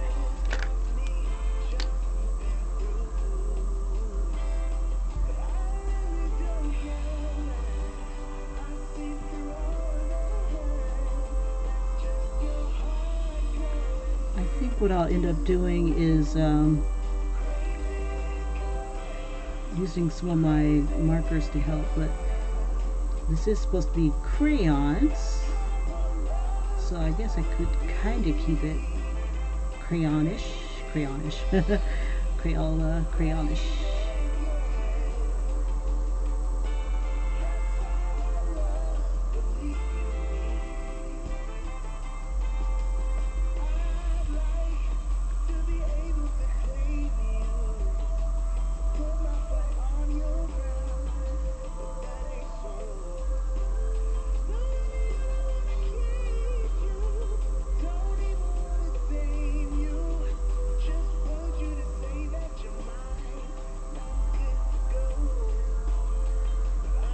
All right.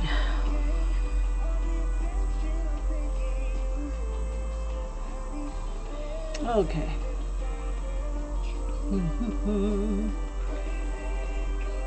We'll let that dry. And I think instead of having braids, I think I'll just have it be hair. Just because I've gotten lazy.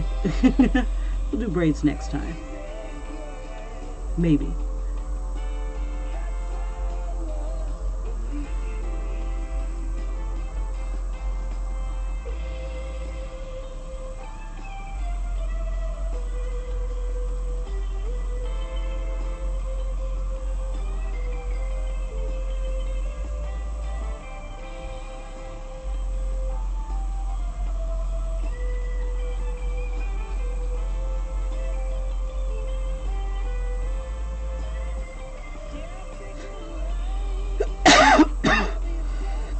Excuse me.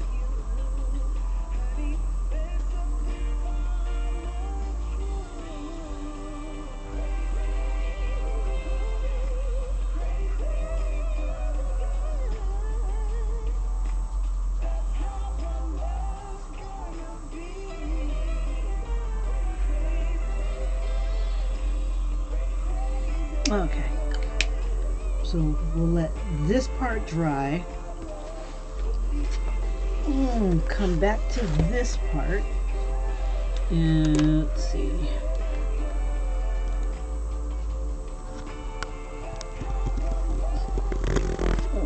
Turn it back around.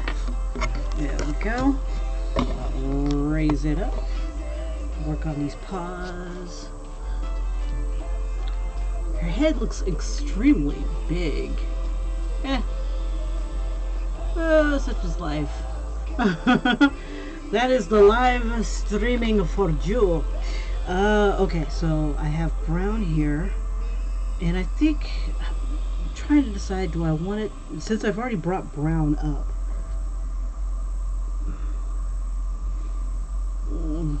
Let's see. So we'll give it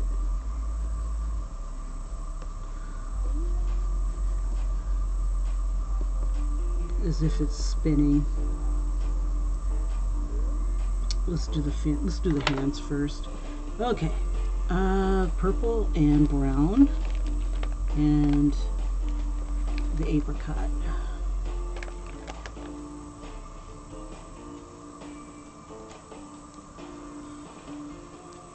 Okay, brown.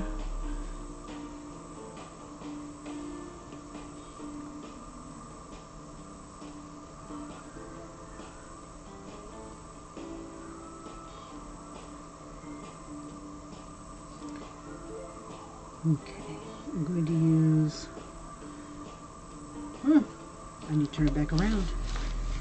So ready. Let's see, flip this back.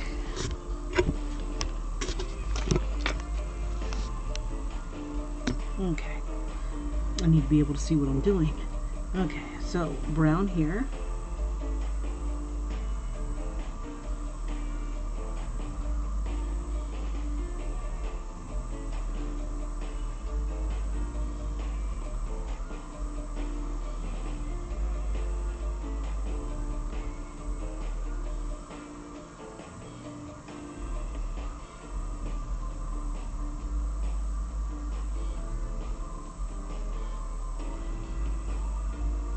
And throw a little bit of apricot on top.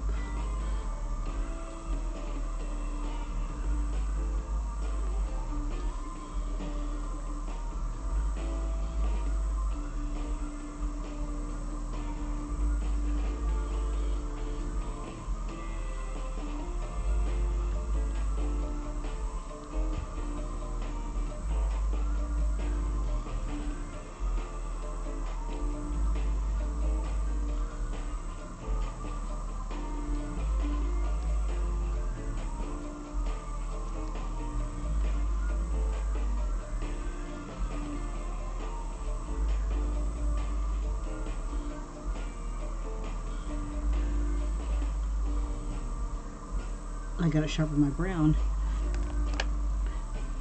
Oh. It's like it's all like super dull right now.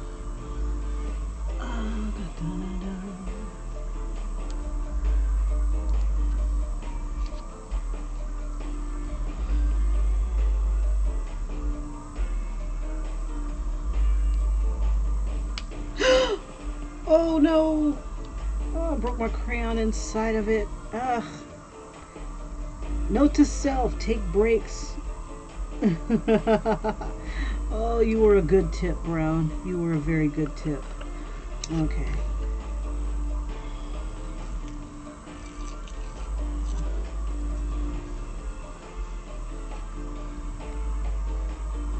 Okay. Hopefully I can get this to a nice tip. Okay. Close enough.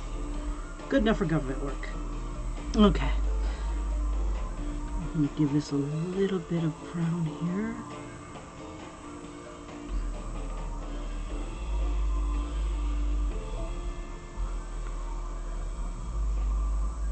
Usually I don't work 2 hours straight on anything like this. Usually I would take a break. And taking a break gives your brain a chance to relax.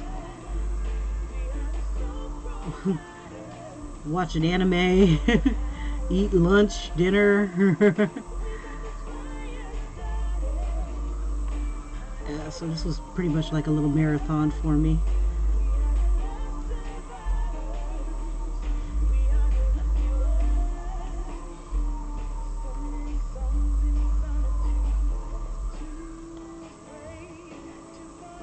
Plus you start to make mistakes, so I'm hoping I don't make too many.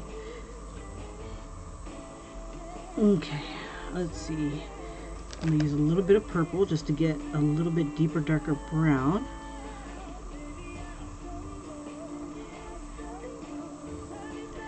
On her knuckles it's like a little darker. And around certain edges.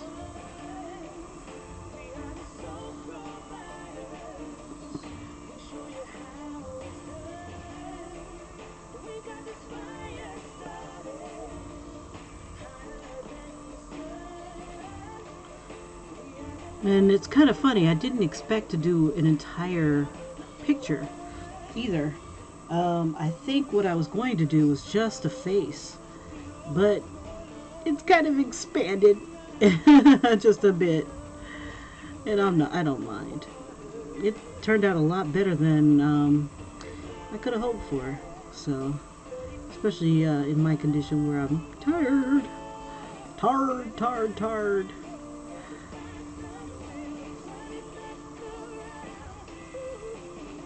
Okay, so we'll have purple hair. And with pink highlights.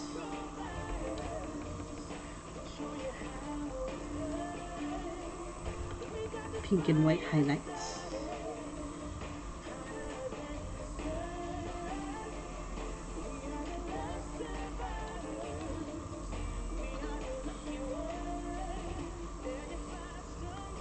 Just to give her something to lighten her up a bit. She's pretty dark, and too much darkness without a little bit of light, I don't know. It's not as much fun in a sketchbook.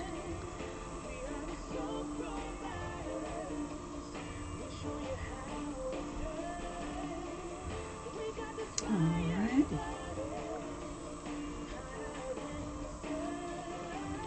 I wish I wasn't so tired. I'd probably be able to come up with a better idea of how I want to do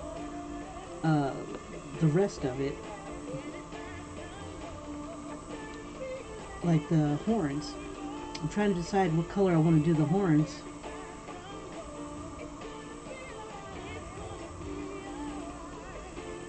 So what I'll do is I'll look at the color chart and see what is kind of analogous, something that goes along with these colors. It would be probably another cool color. Bring that a little purple in here, in her eyebrows.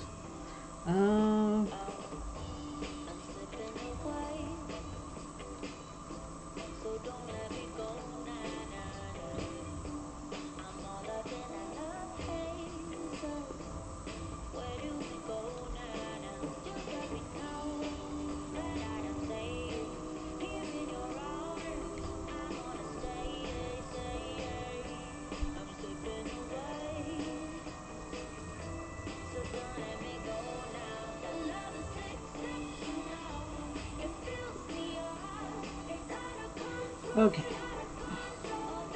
Let's see. I think I'll make it just a deeper, darker purple up here.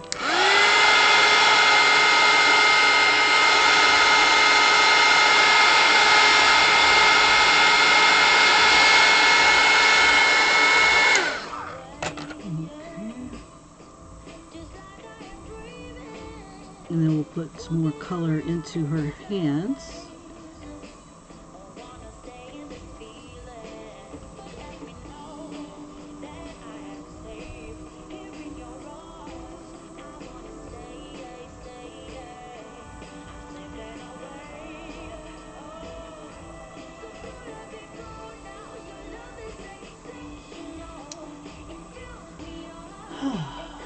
Let's see.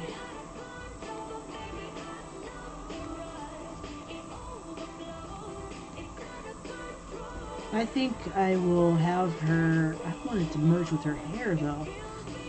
Okay, let's see what we got. Okay, so if I want to stay along these lines, pinkish and purple, I would be right here, but this, the opposite of that would be green. I can give her green horns, which would make the purple stand out more.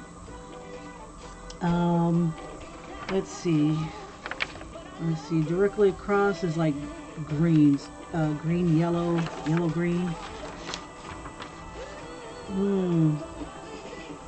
That would be different if I had some. You know what? I think I'll do that. Let's see. We've got like a yellow, green, yellow. I got a couple different colors of greens here. Okay. But first let me finish these fingers. Just color them lightly.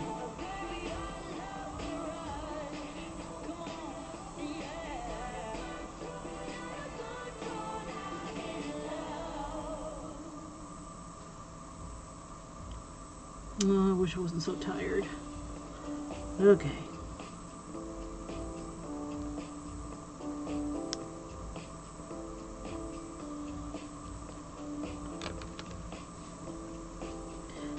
let me warm this up.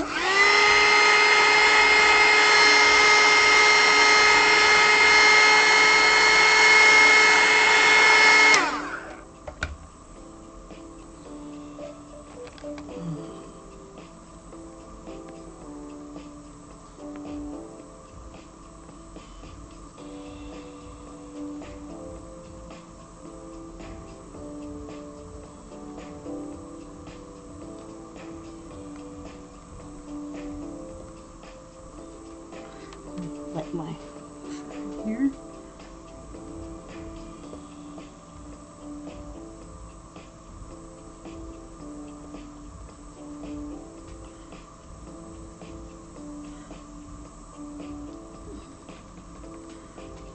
And brown.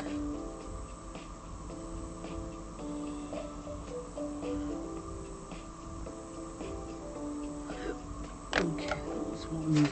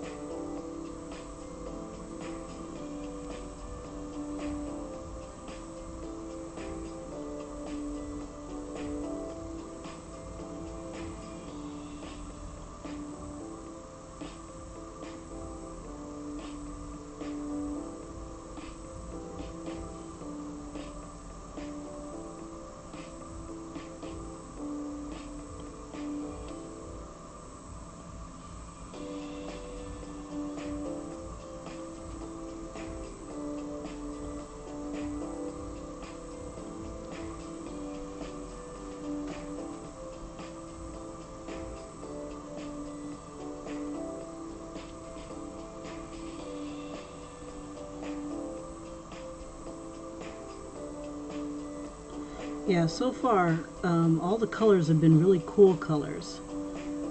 Cool colors, neutral colors.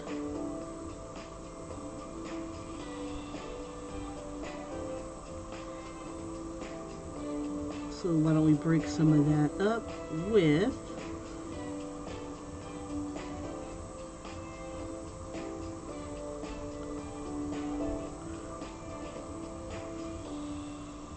the really warm colors. We'll use the greens and the, oop, here we go.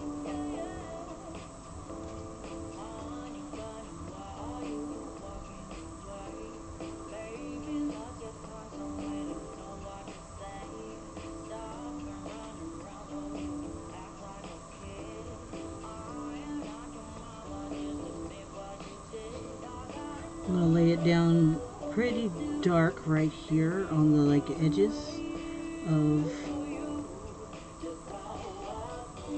what is it called? Where the shadows are, the shadow crests are on the horns.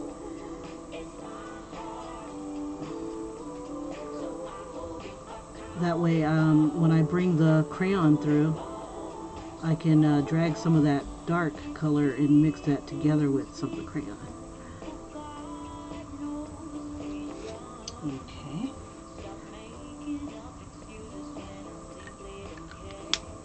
And I think later on I'll even smooth it out a little further and whatnot. Right now I'm spent. Okay. Okay, so I'm going to mix this with the green. The green is going to mix with the brown and get a little darker green, like a little muddier green.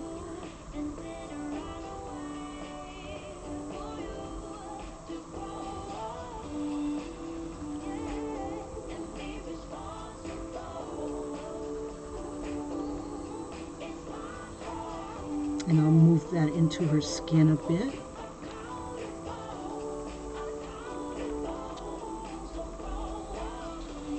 And we'll use the green somewhere on her.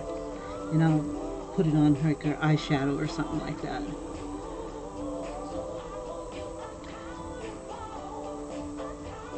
That way it's not like, oh, all of a sudden we have green. No, no, no, no, no.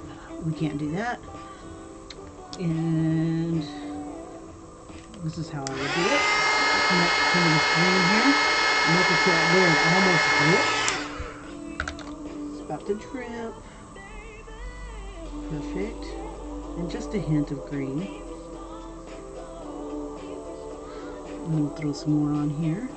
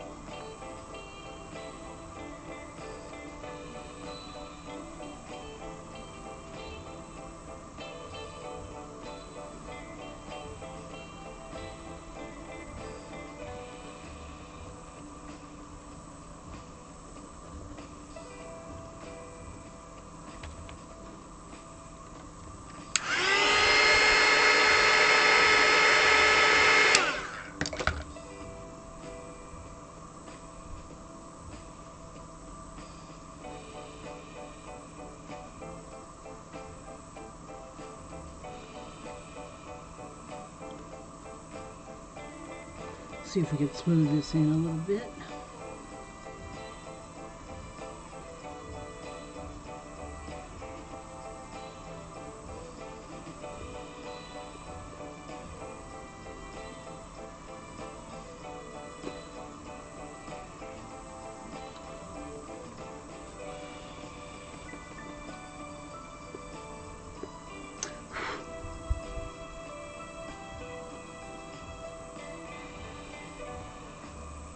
There we go, a little bit of green there.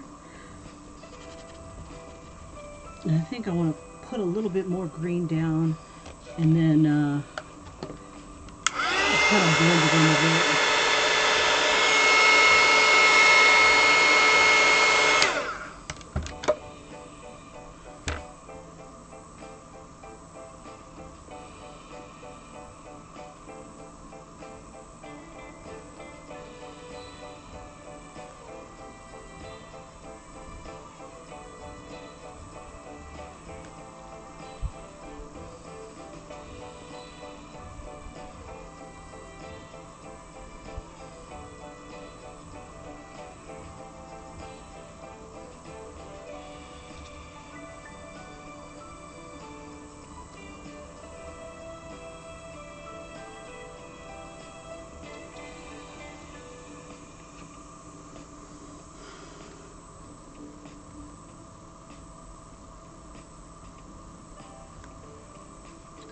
Throw a little bit more of this down.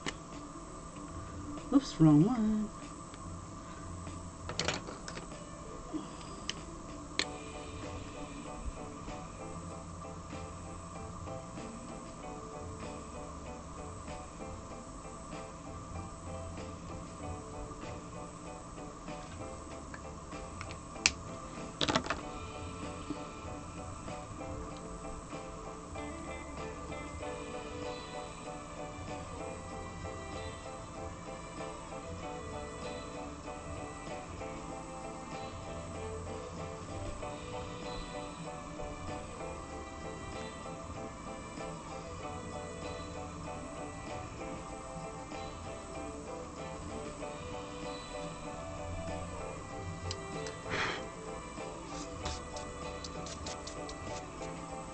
You know, for giggles,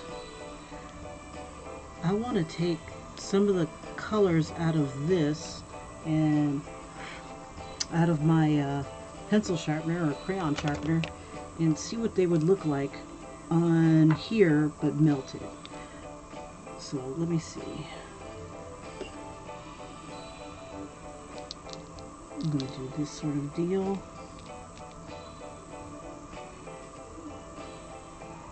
Set that down.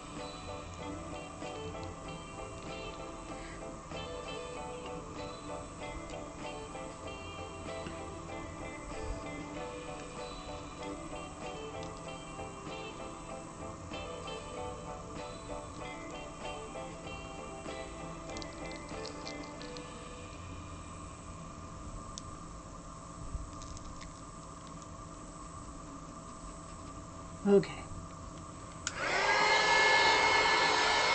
Now to keep it from blowing all over the place.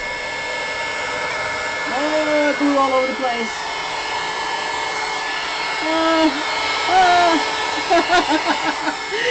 Oh, it was an idea. Now I've got crayon all over the place. Oh well. It was a thought. All right. Bump it. Okay. Well. I'm sure there's another way of doing it. Probably if I heat up the paper first, gives it something to attach to.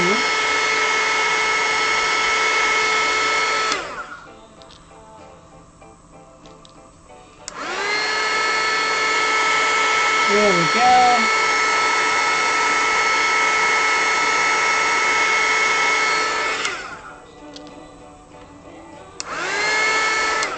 Okay, and I'll use this part and just rub it on in.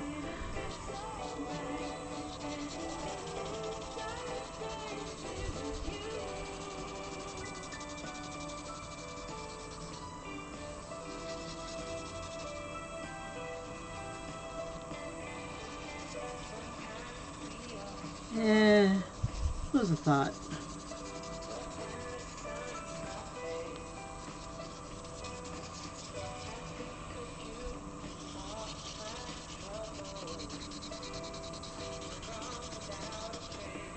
I think an easier probably way of doing this would have probably been to just like hold the crayon down and then just like do my thing. Okay, so what's on the opposite of the color wheel for... Ooh, look at it. It's like I smeared doo-doo all around it. Insane.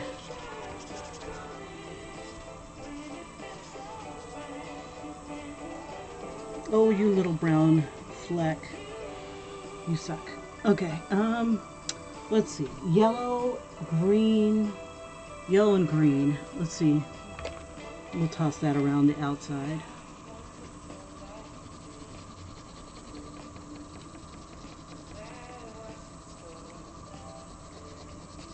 Just to kind of give it some kind of weird background.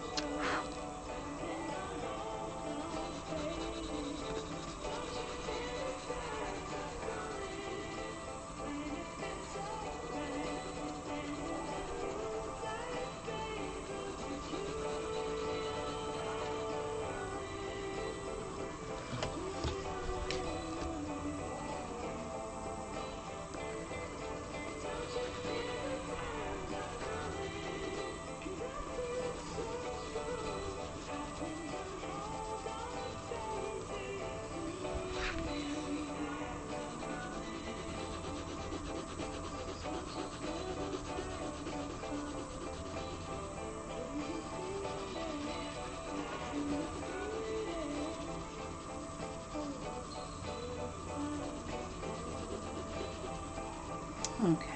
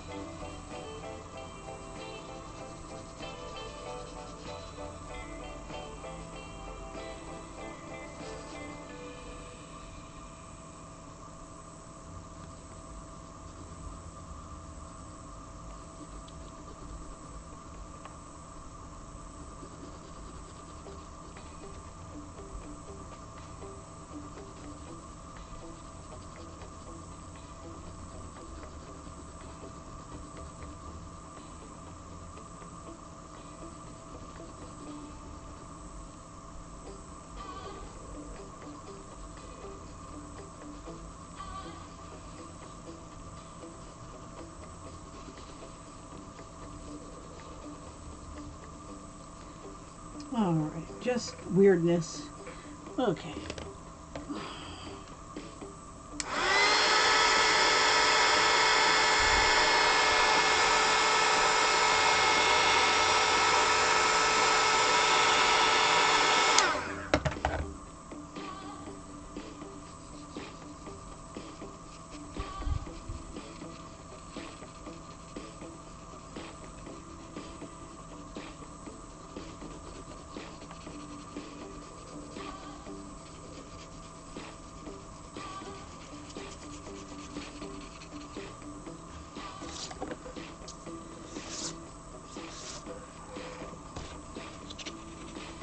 Well, you know, I did envy people who had like their entire page of their sketchbook completely colored in.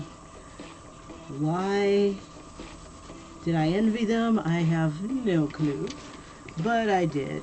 So, this is my happy butt. I'm gonna have fun picking up all these little flecks. Fun, fun, fun. But it's not like my room didn't need a little cleaning anyway.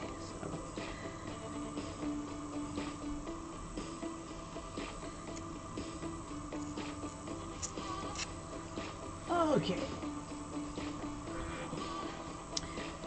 It's definitely an interesting experiment on mixed media paper.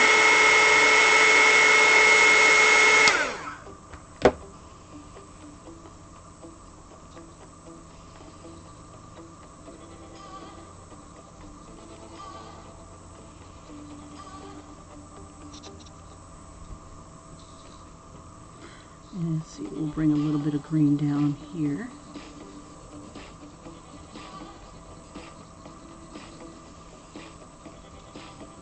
Just to give a little balance. I shouldn't have used brown.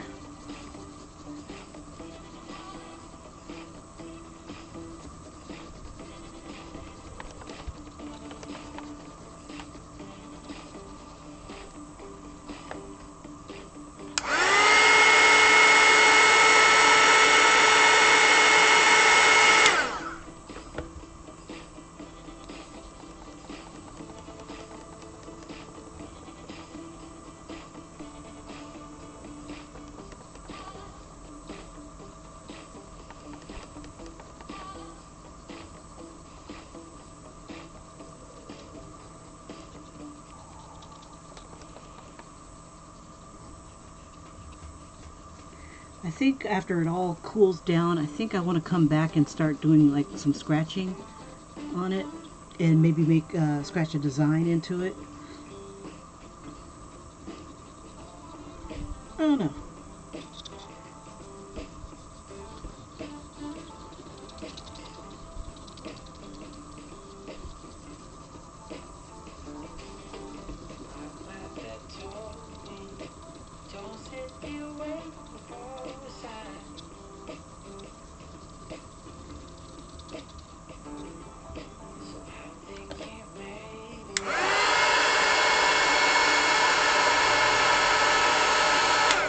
There's no rhyme or reason to what I'm doing. I'm just like, just throwing color down to color in all the stuff here. And I'll probably just come back over it and just etch some designs.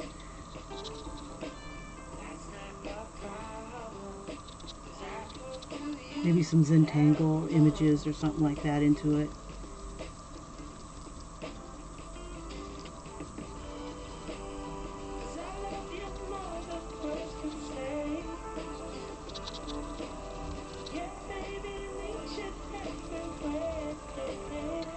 Play with it when I'm fresh.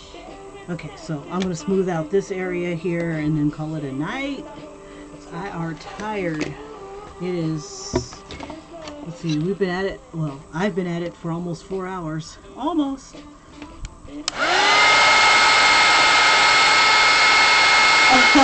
Vanessa, you crazy woman.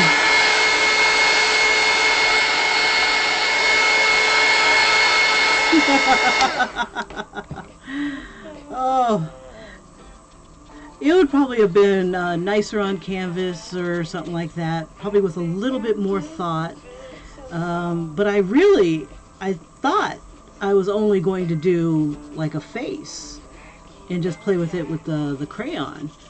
But no, not Kim. Kim had to go buck-ass crazy with her rabbit-ass mind and just keep going and keep going. Who encouraged me? That was Anna. Gosh darn you, Anna. Nah, but thank you for the encouragement. Thank you for popping in to watch. I am just spent. But what I'm thinking about doing later on is coming in with some Zentangle images. Coming in with some Zentangle images and just adding a little something here and there. Probably just scratched into it because the crayon is so thick that I could probably get away with that. Kind of like when you're a kid and you just like color something, and you've got layers and layers about colors, and the more you scratch, the more you get a little something out of it. So maybe later I'll probably do that, but right now I'm so damn tired. Tired. Oh my gosh, please forgive me. I'm so darn tired. Yeah, I usually take my time on stuff when it comes to portraits and everything, but I usually give myself more time. I don't usually work 4 hours straight without a break.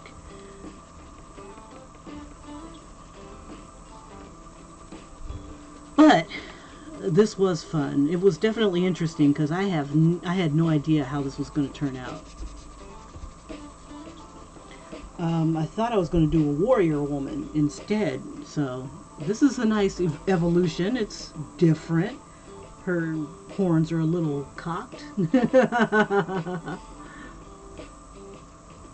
Alright, but yes, thank you for popping in. I truly appreciate it.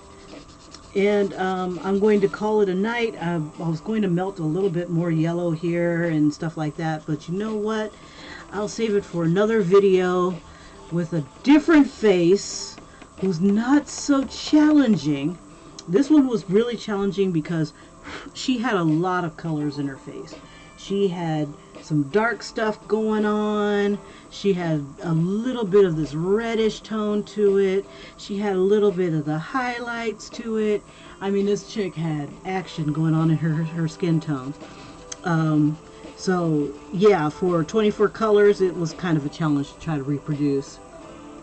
Well, thank you so much for doing it.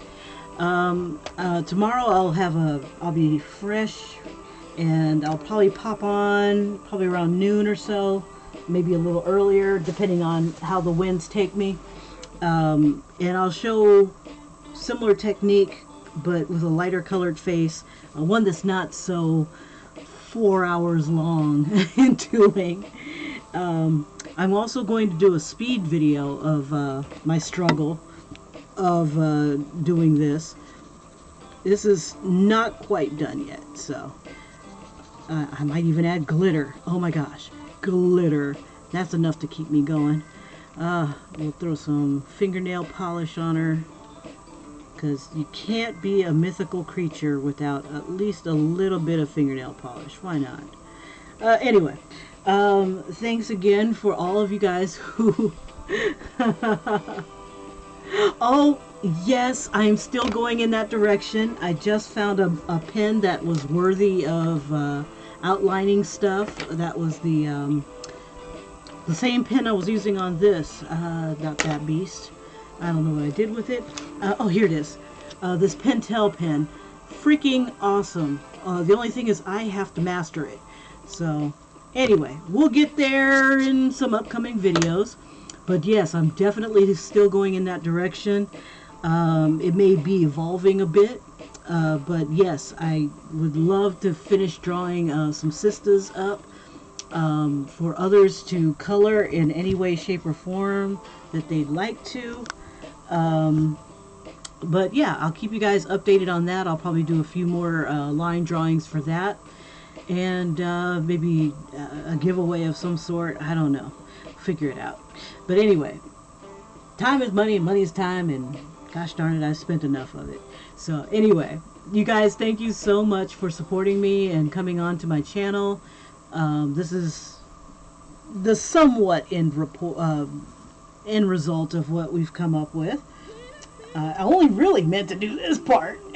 But you know, the hands got me, the horns got me, and things happen.